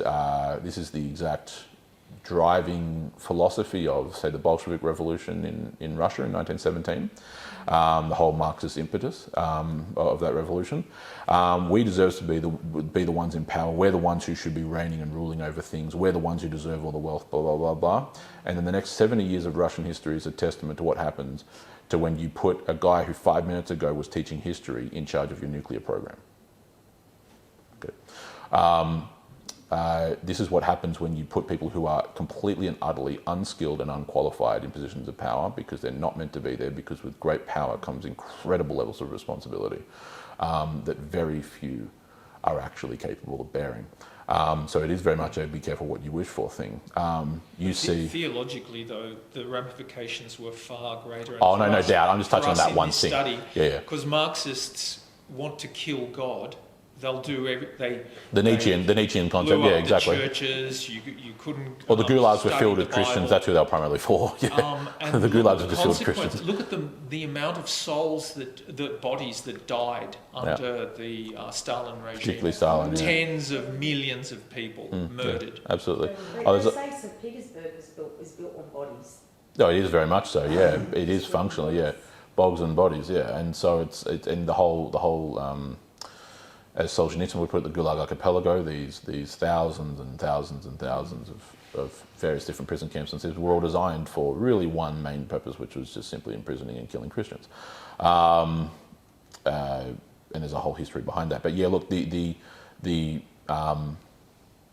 things feed into how very reasonable perceptions tie into our own problems, where instead of constantly looking, and this is one of the great testimonies of how Christians have understood this throughout history. I've touched on it plenty of times before, but it's one of the St. Augustine of Hippo in the 5th century touched on this most particularly. I've mentioned this definitely before in sermons, even recently. He did a lot of work on the issue of pride, which he referred to using a Latin phrase, incurvatus in se, meaning curved in on yourself. and that you become entirely inwardly focused. You eventually progressively become the very axis upon which your world actually revolves. Everything is centered inward. It's about me. The metric by which I evaluate and analyze and do things in life is always through the prism of what's good for me, what's best for me, what do I want, what do I want to do, what do I feel, as opposed to the opposite of that, which is being curved outward or upward, which is what he would say, where it's what is God's will, what does God want, how does God view things, that kind of perspective of change. It becomes something that ends up becoming a cycle in which you eventually cannot escape. It's psychopathy. Yeah, and it becomes psychopathic. Sociopathy. Yeah, 100%. Yeah, all that's what I about- mentioned earlier. Yeah, exactly. Yeah, it becomes, and that's the essence of that kind of malevolency, psychopathy, sociopathy, whichever particular clinical term you like to use. The issue of self-absorption, a genuine clinical like a true narcissism beyond just like a momentary thing. You just don't empathise with anybody else but you. Correct. And the point and so there's the proclivity of that, and we're familiar with the proclivity of that among the rich and the powerful. Have you But not just described our political class? Our Well, yeah, in many leaders? respects, yeah. Mainly, Absolutely. there are exceptions. Because that's the example of, and that's where we need to be, close to many respects,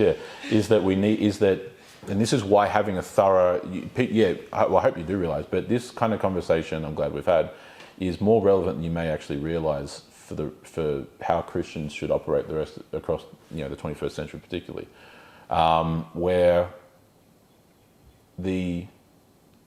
there will be prevalence, or there already is, but there will be increasingly so, at least certainly in the next couple of decades, there will be an increasing prevalence of how unbridled wealthy and powerful figures become, be they in economics, politics, whatever environment we're talking about. The temptation will be ironically, to adopt rather Marxist views of how things should operate. That's why it's such a tempting allure. That's why Marxism has been such a thing. So the economic framework of bourgeois proletariat distinction in the West completely failed in the West. Not through lack of attempt, but it failed ultimately through the collapse of the Soviet Union. And yet Marxist principles haven't gone away at all. They've actually increased. They've just been reapplied in different metrics, because it's such it's the dark genius of Marxist ideology, which is that it plays and it twists and it plays like a puppet the natural proclivity towards pride and things that come forward from that: envy, malice, bitterness, hatred among people, because you're rightfully seeing in many instances, and it is a correct assumption, correct observation I should say, these people, in this case wealthy, powerful, are abusing their power, they're not acting virtuously, they've completely abandoned the actual concept of nobility, because during the medieval period, again, we look back with completely tainted post-Enlightenment views. Nobility actually did mean the word. Do you understand? The medieval lord in England in the 13th, I'm speaking sometime, in the 13th century, en masse, and the historical record is very clear on this, en masse was on the level of a generally decent man who actually cared about those who worked the land. He genuinely cared about knights in his service. Nicht, where that word comes from in Germanic, which means servant.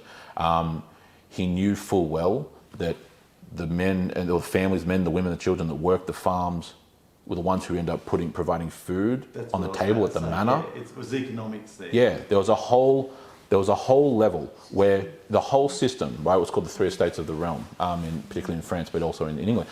And this whole system worked interdependently with each other, where those of the we would say the working class, the commons, hence that term, the House of Commons in the UK Parliament, provided the infrastructure, like built things, they produced food, so on and so forth.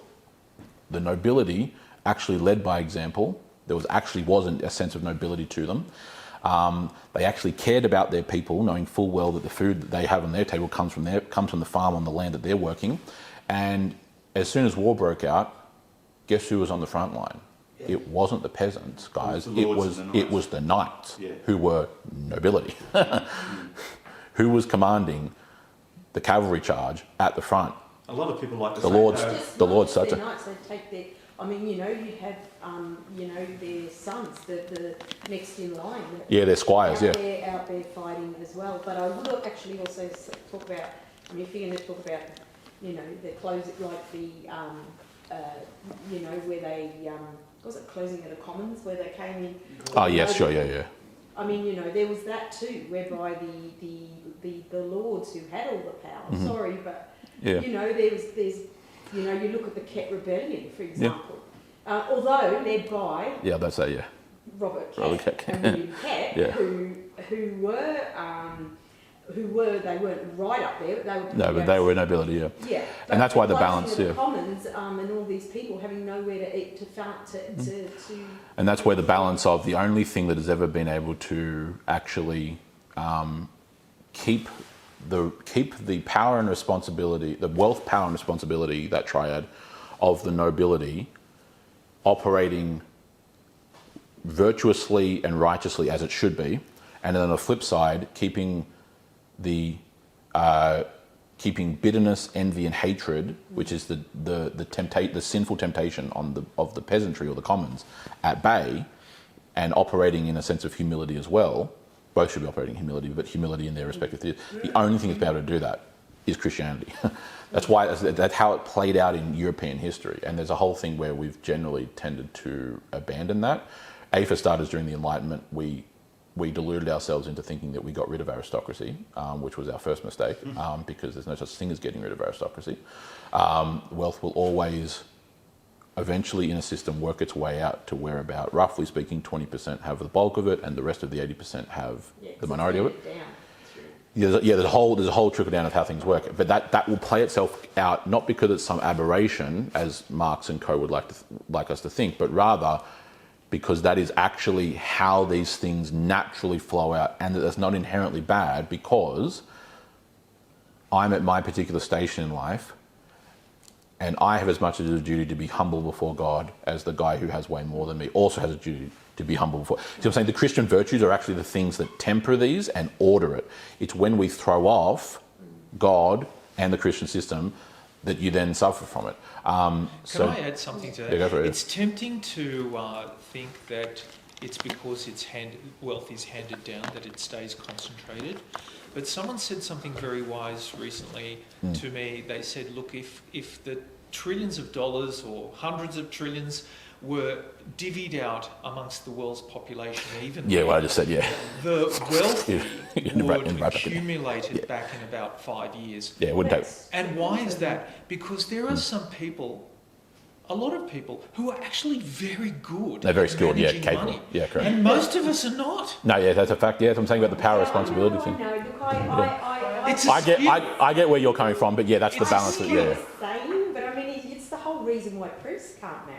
Catholic priests can't marry is because Now the you're church recognised that Sure. way back. Yeah, that's part. That was part of the Let's reason. not let them give it to their family. Yeah, part of the Let's reason, give sure. it back to us, so The- we Yeah. can keep it all in. That is part of the reason. Our sure. focus That's is it. this I mean, book. Yeah. When that I agree with you, and you know what's come out. Sorry, but you know what's come out from each person is answerable to God, and God knows their heart. And Yes. it's like this.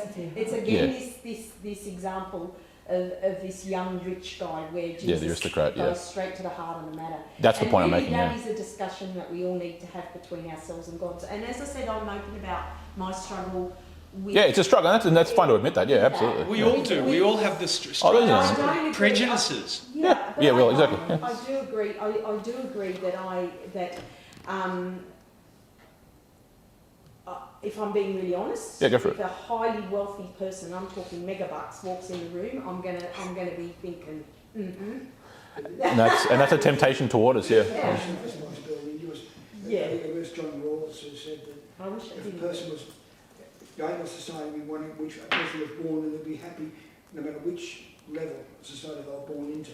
So if they're born into working class, they'd be happy there because of the strong camaraderie of the community. Exactly, and this is something which was actually, I know I keep highlighting medieval periods just because we reached a point there for about a solid 500 years where the thing just worked. It worked well.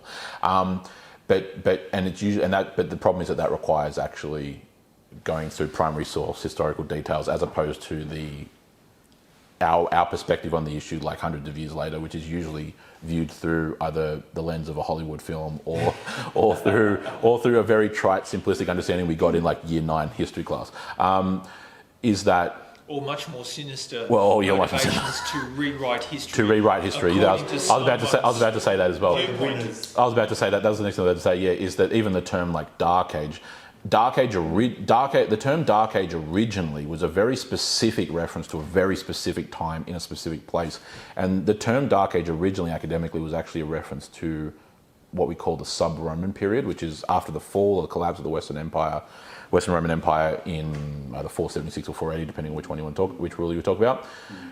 The rest of the Roman Empire continues on. That's the Christian Byzantine Empire, and that lasts on all the way until the fall of Constantinople in 1453. But the West collapses. The imperial system and power structure is now evaporated, and power vacuums emerge, and so you now have a period of about 200 years between about 400, well, it's a bit less than that, but it depends on what you're talking about. For Britain, it lasted much longer because the Romans evacuated Britain in 410, right? So their sub-Roman period is basically 410 to... Wow, that's real quick. Yeah, really quick, and basically up until the Roman Christian missionary mission to Canterbury in 497 under a different Augustine. So that's 200 years of petty kingdoms. The Anglo-Saxons migrate across. There's the rise of different kingdoms. It's a dark period. Very little gets written. Was it mostly feudalism at that time? Yeah, feudalism becomes the necessary system. Warlordship becomes the necessary system where the king is basically the most successful warlord. Mm-hmm. And when you actually study that period, you understand why that was really no other option. That's how the kingdom of my ancestors, the kingdom of Gwynedd, which was founded in that time period, 401 in northern Wales. Welsh, yeah. That's how that founded because of a move to set up a kingdom where they could actually defend what they had, because it was war against everyone, and everyone was at war.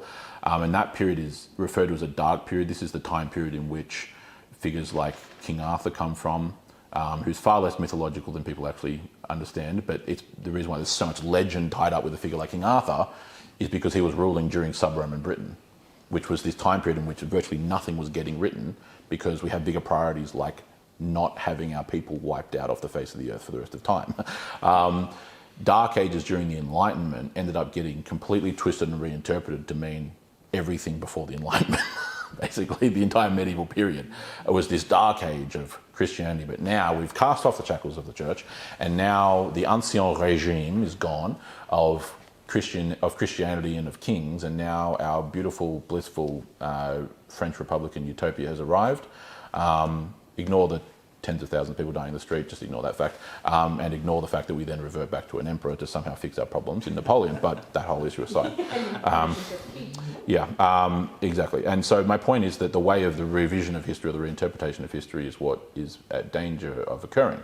The temptation is going to be to have the same Marxist impetuses rise again, even in the economic sense, or at least along those kinds of lines broadly in the 21st century, because now Christianity has been very thoroughly hoisted off of the aristocracy, and increasingly so they have no other political figure above them, namely a king, because a massive driving factor of why kings worked was because you had someone who would keep the barons in check.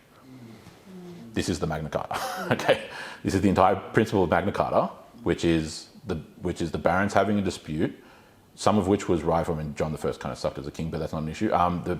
But either way, there was someone to keep the aristocracy in check, as opposed to becoming robber barons, as C.S. Lewis would refer to them, and that now doesn't exist largely in the West. It certainly doesn't exist in republics or / democracies like the US. It barely exists even in countries like Australia, where our monarch is barely even symbolic. There's really no functional power above the current political class. And so the temptation is going to be to fall into the same kind of Marxist...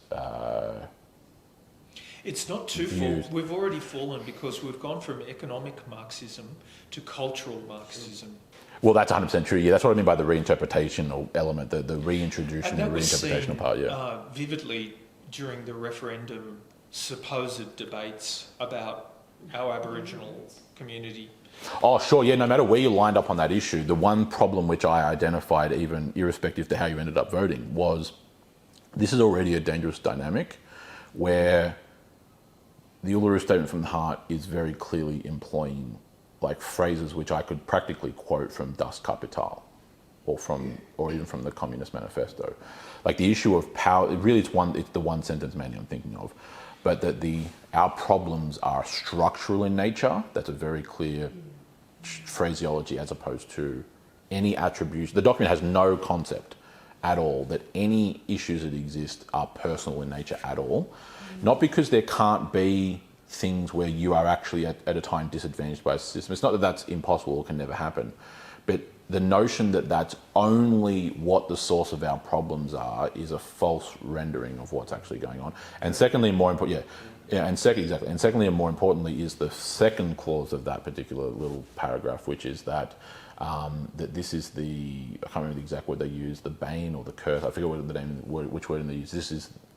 This speaks to the curse or the bane of our powerlessness.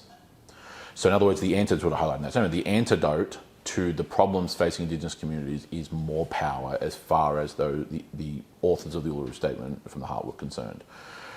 That dynamic of structural problems as opposed to no attribution to personal in any capacity, and then the solution coming as a result of that first presumption, which is therefore, and it's the natural conclusion, the problem is again your starting premise is wrong. The solution is then power.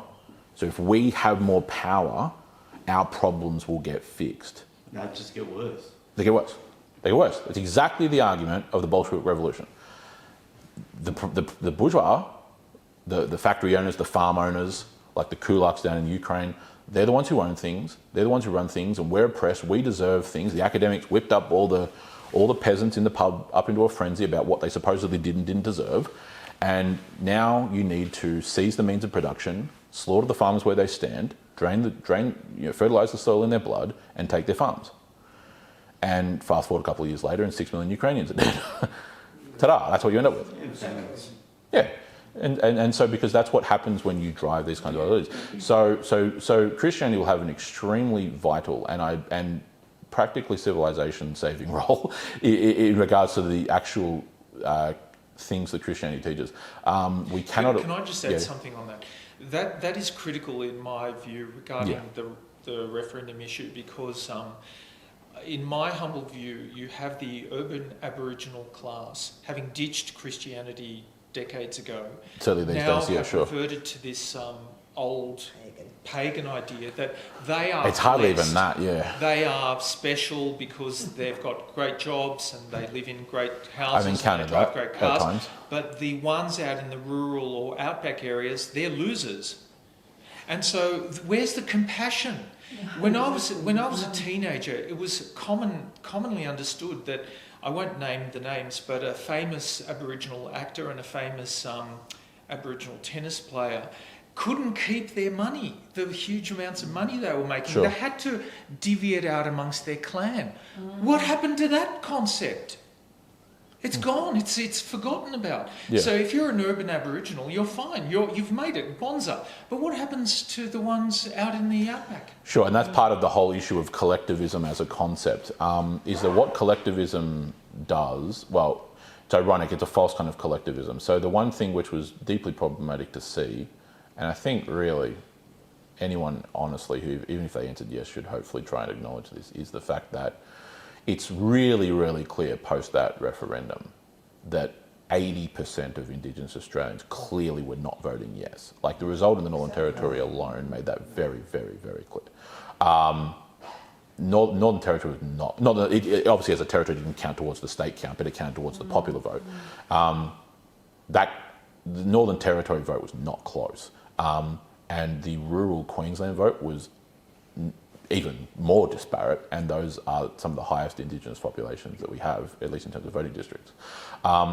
So this idea, and I made a comment about this because it's problematic. Like it really is. Like as far as many people were concerned, here's the singular unified opinion of Indigenous Australians, as if Indigenous is not close to being true, as if Indigenous Australians are just this like single hive mind that's like operating in some secret bunker beneath Uluru or something. Well, like people have played on that. They've deliberately manipulated. But that's that. my point. And so apart from the fact that but see, that's the whole Marxist concept. That it's a collectivism. You destroy first the family, which is, as I argue, the base unit of society. Contra, and again, this is why I'm being balanced here. Contra the collectivism that comes out of certain streams of the Enlightenment, like Marx and so on, and also contra the Enlightenment liberalism of the individual. The biblical perspective isn't also on that line either. The family is very clearly presented. So the individual, I understand the rationalist argument coming down from the Enlightenment, especially through figures like especially on the economic side, like Locke or like Montesquieu and other such figures. I understand the logical flow. The problem is their starting point wasn't this. The family is presented as the basic unit by virtue of the fact that no individual is born outside of the context of a family. It could be a broken family. It could be an absolute dumpster fire of a family. It could be complete train wreck. It could be completely broken in every meaningful sense. But at the end of the day, every person is born of a man and a woman. End of story. Do not pass go. Do not collect $200. It's that simple. So the family is the basic unit. No individual comes into existence outside the context of a family. So the individual can't be the base unit because he or she has no relation to existence outside of the family. The family is the basic unit. And so, go ahead, yeah. Funny then how the brave New World scientists are really pouring a lot of research dollars, and I'm talking about billions of dollars, into having births without a natural... Yeah, sure, laboratory, but yeah, sure, the kind of quote-unquote test tube, sure, yeah. They've actually done like placentas. I've seen like they've done it like artificial placentas that are just sitting on a shelf. Yeah. All those things. That's a desire to destroy, well, quite frankly, this. To destroy God. And to destroy the very order, the created order of the world. Yeah, exactly. And so all of that is an act of rebellion. That would go a whole other rabbit trail. But yes, the point taken is that in hyper kind of classical liberalism individuality should also, I would argue personally, be rejected on the grounds of Scripture, just as much as Marxist collectivism should be rejected. That won't make many Americans happy, and usually doesn't make many Americans happy when I explain that point to them. But that's not the position that prevailed in the early church, and let alone the medieval church, at all.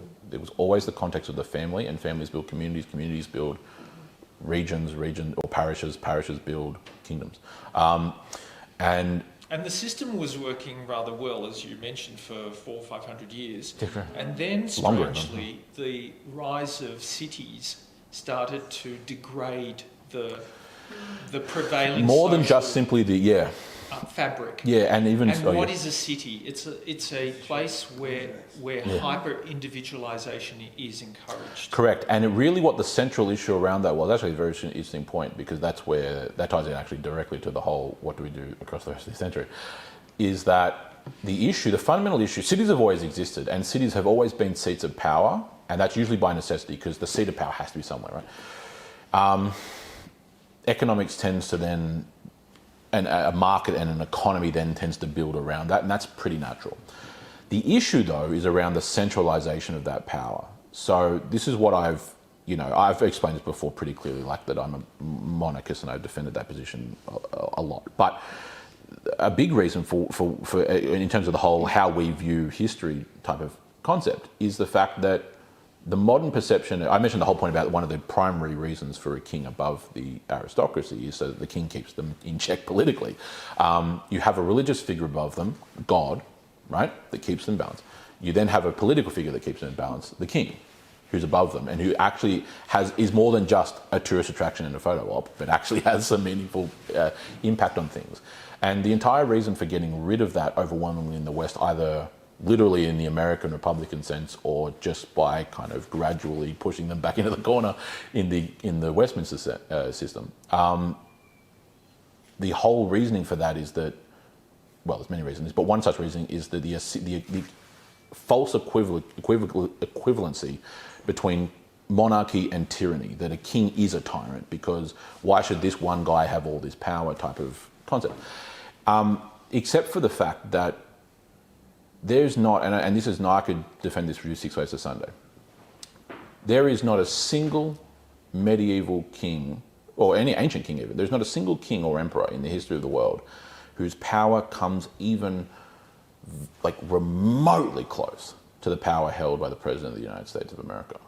It's not even close. The American president has powers that Louis XIV, King of France, could only dream of. Alexander couldn't even envision the types of power held by the United States Congress, for example. The ability to attack through missiles any place on the face of the planet. 11 aircraft carrier groups. 11 aircraft carrier groups out of the 12 that exist in the world. One of them being the British. Literal float, like one single carrier strike group from the United States, which is a single aircraft carrier, which can hold like thousands, in some cases, depending on how you pack them out, tens of thousands of troops, with, you know, especially their big Nimitz class ones these days, like the Gerald Ford, they have, they can hold 100 aircraft on them. And then the rest of the destroyers and the frigates and the aircraft that come, all that. Just one carrier strike group is more firepower than most militaries on the face of the earth. That's probably the biggest, more bigger air force than most countries have in the earth. Oh, it is. I pointed this out before. The single biggest air fleet in the world is the United States Air Force. The second biggest air fleet in the world is the United States Navy. Yeah, I'm just saying one carrier is usually bigger than most countries. Yeah, exactly. The boat people in America have more planes than anyone else, which is usually ironic. But the point I'm trying to draw is this: is that this vision of how power and other such things work, we've become rather revisionist in our history of how these things work. The levels of power that are held today are far beyond anything that any medieval king ever had, ever. And it's really over that centralisation. This is touching the heart upon the cities comment you made, is that if you go back to medieval France, which was a seat of power, no doubt, especially in the Carolingian era, but also beyond that, things that happened in Paris really had no meaningful effect on Marseille or Nice or Alsace or anywhere else to the south. There could be an entire riot going on in Paris in the 14th century, and the people down south weren't impacted by it at all, even remotely, because of the decentralisation of power. These days, one single decision made in the capital via the use of technology and the internet, instantaneous effect on not just the rest of your country. One single market in the world, New York, collapses and the world falls into a recession. Ta-da, right? Levels of centralised power that the world has never seen, even though for the last 200 to 300 years, the whole thing of this modern Enlightenment enterprise has been a fairer, equaler, more just world of them. So it's just, and people kind of like, why does Daniel constantly keep talking about the Enlightenment? It's because I'm trying to highlight, like I try to do all the time, but it's because I'm trying to highlight the source of where we've gone off the rails on these things, and you can't start resolving issues until you actually accurately highlight the wellspring of our problems. Do you know what I mean? The solution isn't, we just need to get back to the 1950s or something like that. Like, that's not the solution, because our problems were exorbitantly underweight by the 1850s. So the 1950s is for sure not the solution. But it comes down to having a far more biblical understanding of these kinds of principles, and even all the things that we've trailed on with here today, which has been a great conversation. So often we think that this is just related to governments only, but yeah, I correct, used to work for 100%. a multinational corporation, Yep. and they made a decision, marketing decision that affected the whole world at that time. Yeah.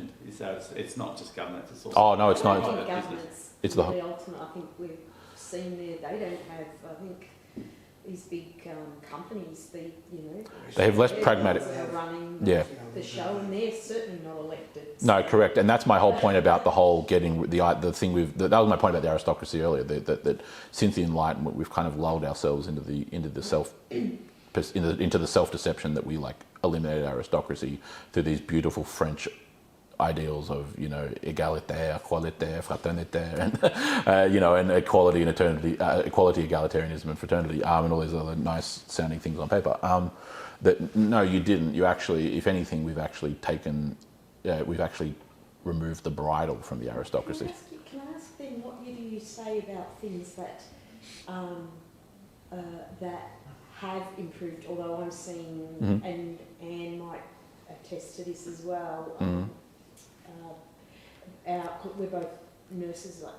Our health system, I see it just being eaten away, and the vulnerable going into those systems and being kicked out and stuff. Yeah. That's starting in my lifetime, but I remember when I was young, you know, anyone could have access to proper health and education. Oh yeah. That's deteriorated, I believe, in my life. So the healthcare system, yeah, So, sure. Back in medieval, back in medieval England, for example, Yeah, different story. the most really you could hope for under a medieval king would have been stability, which is a big thing. It is, yeah. Stability, but they didn't care. There was no kind of universal health. There was no universal. Or hospitals plot all over the place, and yeah. Yeah. So and you know, people lived not very long. So and also not very, health wise, it was pretty deplorable, really. So how do you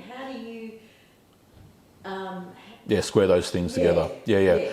I mean, the much more detailed question, but at least the simple enough. It's not because it's a simple answer, but to give the more Cliff Notes version of the answer, the synoptical version.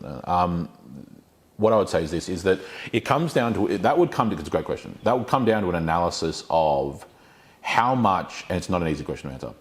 Anyway, you could read any economist that have 1,000 different opinions on this subject, but as well as historians. But it comes down to what is the confluence and the correlation between economic advancement and political systems?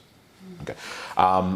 So will have, and it also then depends on how you even view economics. So, for example, if you view, not Marxists aren't the only ones that do this, but we've mentioned them before. And Meredith's a doctor too. Yes. Sorry. And she can also comment too. Yeah, exactly. Yeah. Good point. Yeah. Well, she knows well. Is that how do you view time and history itself? Do you view it cyclically, or do you view it in a progressive fashion? That whole term progressivism was not invented by Marx, but almost kind of was invented by Marx. The view of capitalism has ended its run, and it's failed us, and now we need a new system to progress into the future. And so it's this linear view of history. This point I'm about to make hopefully might give us some idea, because I don't think I can answer it in like 5 minutes, because it's a much more complex answer. But one thing I do see, which I think is observable and we can at least nail down, is a factor in this kind of question is how much of and I'll explain what I mean in a sec by this, but how much of the kind of capital, quote unquote, from the past has carried forth into the current present age versus how much of what's going on now is actually attributable to like us, right? So like one thing I would say, for example, that you see in the way, and this goes particularly with regards to religion or theology, right, is that it's not, you can't kind of naturally, we can do it in history because we can do it in a very analytic way, but in the reality of the way the world works, history isn't nice and neatly kind of dissectable. Like when we say, for example, that the high medieval period was roughly 1000 AD to 1250 AD, and then the late medieval period was roughly 1250 to 1500. That's our nice, neat way of, because that's roughly speaking true, except that doesn't actually depict how things naturally work. Because, for example, the medieval period in England is usually dated to the end of the War of the Roses in 1485 and the beginning of the Tudor period. That's the end. Whereas, well, Japan is still medieval all the way up until the Meiji Restoration in the mid-1800s. So medieval Japan is like 1300 to 1860 nearly, right? So because there's not this nice natural, they got to like 1498, 1499, and 1500 now we're at the end of the Middle Ages, and ta-da. It doesn't work that way. And because there's not this nice, neat, dissectional way of doing history. And so the same thing goes with the way that history actually plays out. There's not just, things were going great and then bam, whammo, things stopped being good and then now it all sucks. Or vice versa. We were doing this, and this, and then we changed our system and then good things started happening, comparatively speaking, or relatively, or whatever you happen to talk about, and that must be only attributable to the change that we made, instead of the fact that there's this whole momentum to history, right? The reason why the West, and this is a saving grace in one sense, to use that kind of term or that figure of speech, is that the West would be infinitely, measurably worse off now if it didn't have like a bulk 1,500 years solid history of Christian heritage behind it. Like, I cannot begin to describe to you how much worse things would actually be right now. Like, if these things that we're witnessing going on right now were generating in Africa or the Middle East, I would barely be able to describe how shockingly bad they'd be. With a lack of all the various, and you see this even in the literal sense. I know this might seem obvious, but like, we complain about the degradation of our institutions. They're all started out as Christians. That's because there are institutions in the first place. Yeah. The only way you have the collapse of our institutions is because there were institutions. Like, you can rightfully bemoan the complete ideological capture of the universities, but the reason why there's a capture of the universities is because universities existed at all. Yeah.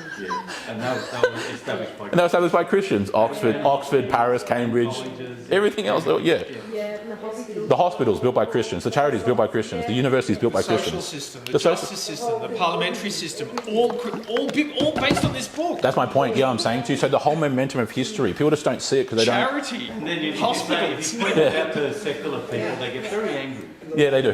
The lack of a monarch to stop the Fletcher report in 1910, which was the Rockefellers take over the hospital. Yeah, correct. Yeah, and a whole host of other things. Yeah, exactly. That's my point. Godless rulers hate this book because they hate him. And a lot of the things that get a lot of the things that get termed as anti this or anti that are really usually just misnomers cloaking itself really as what is fundamentally anti-Christianity, right? Anti this, anti that. Like the way nowadays that, and it started off really only as a subsect of university, but it's now grown and expanded into even broader popular culture. Fascism, especially in its national socialist sense, can be very clearly traced in the Enlightenment, not scriptures. There's I've made that argument in much more broader detail before. But today, what generally, not exclusively, but what generally, overwhelmingly, gets classed as like anti-fascism, especially in like actual groups like Antifa, which is mainly an American phenomenon, but other such things, ends up basically being against all the things which happen to be Christian tenets, right? So really, fascism is getting, like the amount of times I've been personally referred to as a Nazi is, I've lost count, right?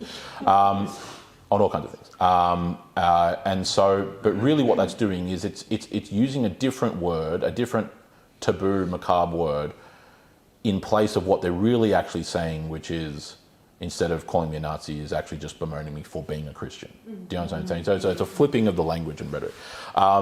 Because these things, there's a whole point about the institutions, it's just like we rightfully identify the problems and bemoan the issues in politics, education, university, blah, blah, blah, healthcare.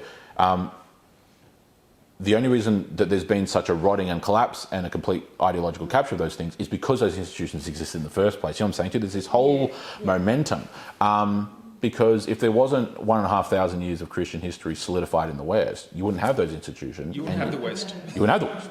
You wouldn't have the West. You wouldn't have all these things. Like, you know what I'm saying? So history doesn't just, it's not just like, it's not easily nice and neat. There's this whole momentum.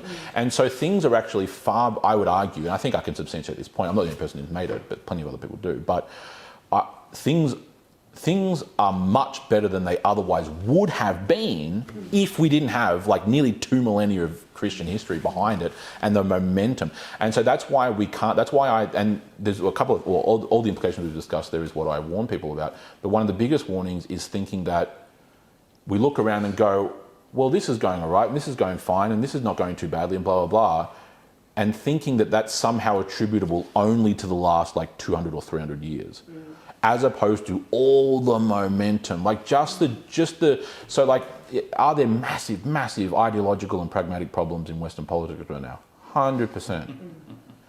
But yet, we're still not quite at the point where someone has attempted a full-blown overt military coup in the United Kingdom. I'm just picking an example, right?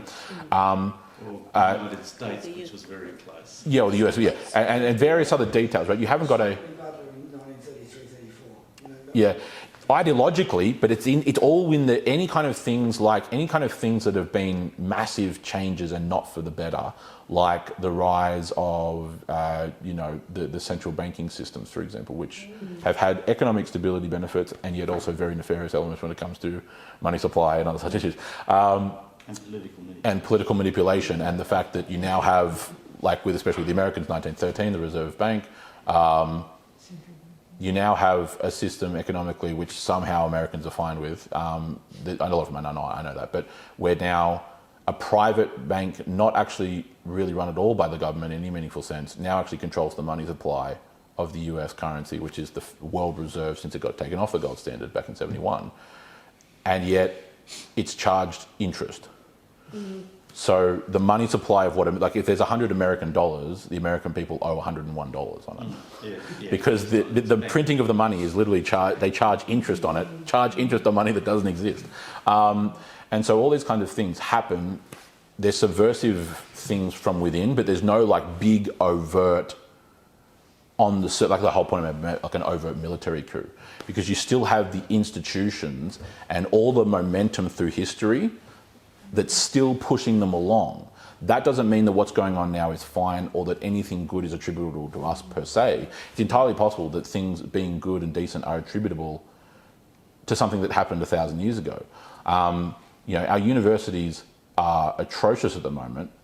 They also still have elements that are good within them, and that's because they've been around for, like, if you take Oxford, like 1,000 years. There's a whole momentum of things. Yeah. Doesn't it also, when Christ said, let your light shine and be the salt of the earth, that actually, as Christians are throughout all these organisations, at all these levels, exactly, yeah, there'll be some. I mean, it's not all doom and gloom. Let's put it that way. No, exactly. No, the that's fact fine. that you're called a Nazi means that your light shined, but they didn't like it. No, but that's my point, and it wasn't to highlight me, but I know that's the point. Like and so yeah, like it's not, you can still find, and so there's a whole. History is not just this little box thing where we can just dissect them up into these. There's a whole flow and a cycle and momentum of how history works and operates, and so.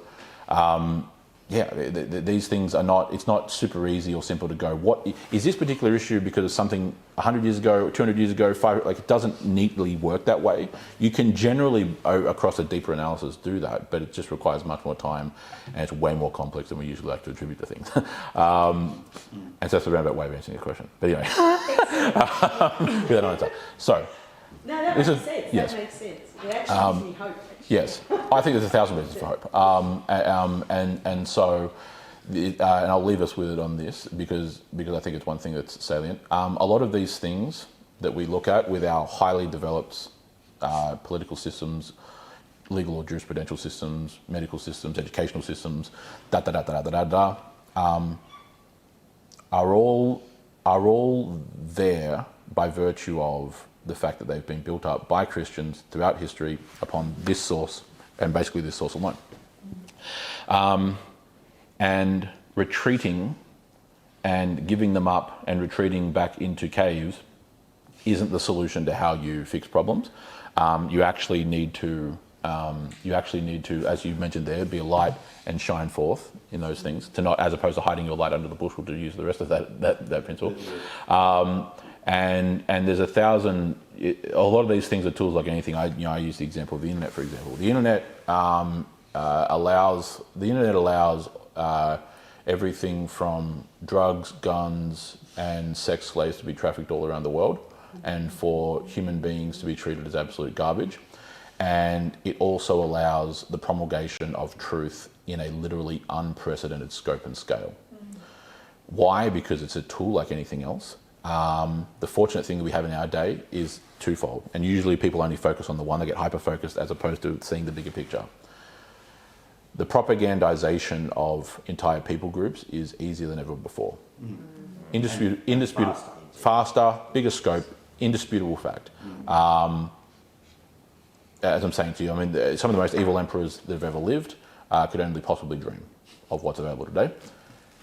At the exact same time that that statement is 100% true, it is also equally true that truth, the facts of the matter, etc., can also be promulgated around the world with as much technical ease. There is, of course, the balance, the power struggle for who gets airtime and all these kinds of things. But at the end of the day, truth is readily available, readily dispensable and distributable through the exact same tool. And so that's why even today you can propagandize as much as you want. You still can't get away with what used to be able to get away with 100 years ago. And right. Well, it's actually getting harder these days because now a lot more people are developing fact checking and all that. Absolutely, sort of stuff. And that's the balance of things. So, for example, that's a good point you made there.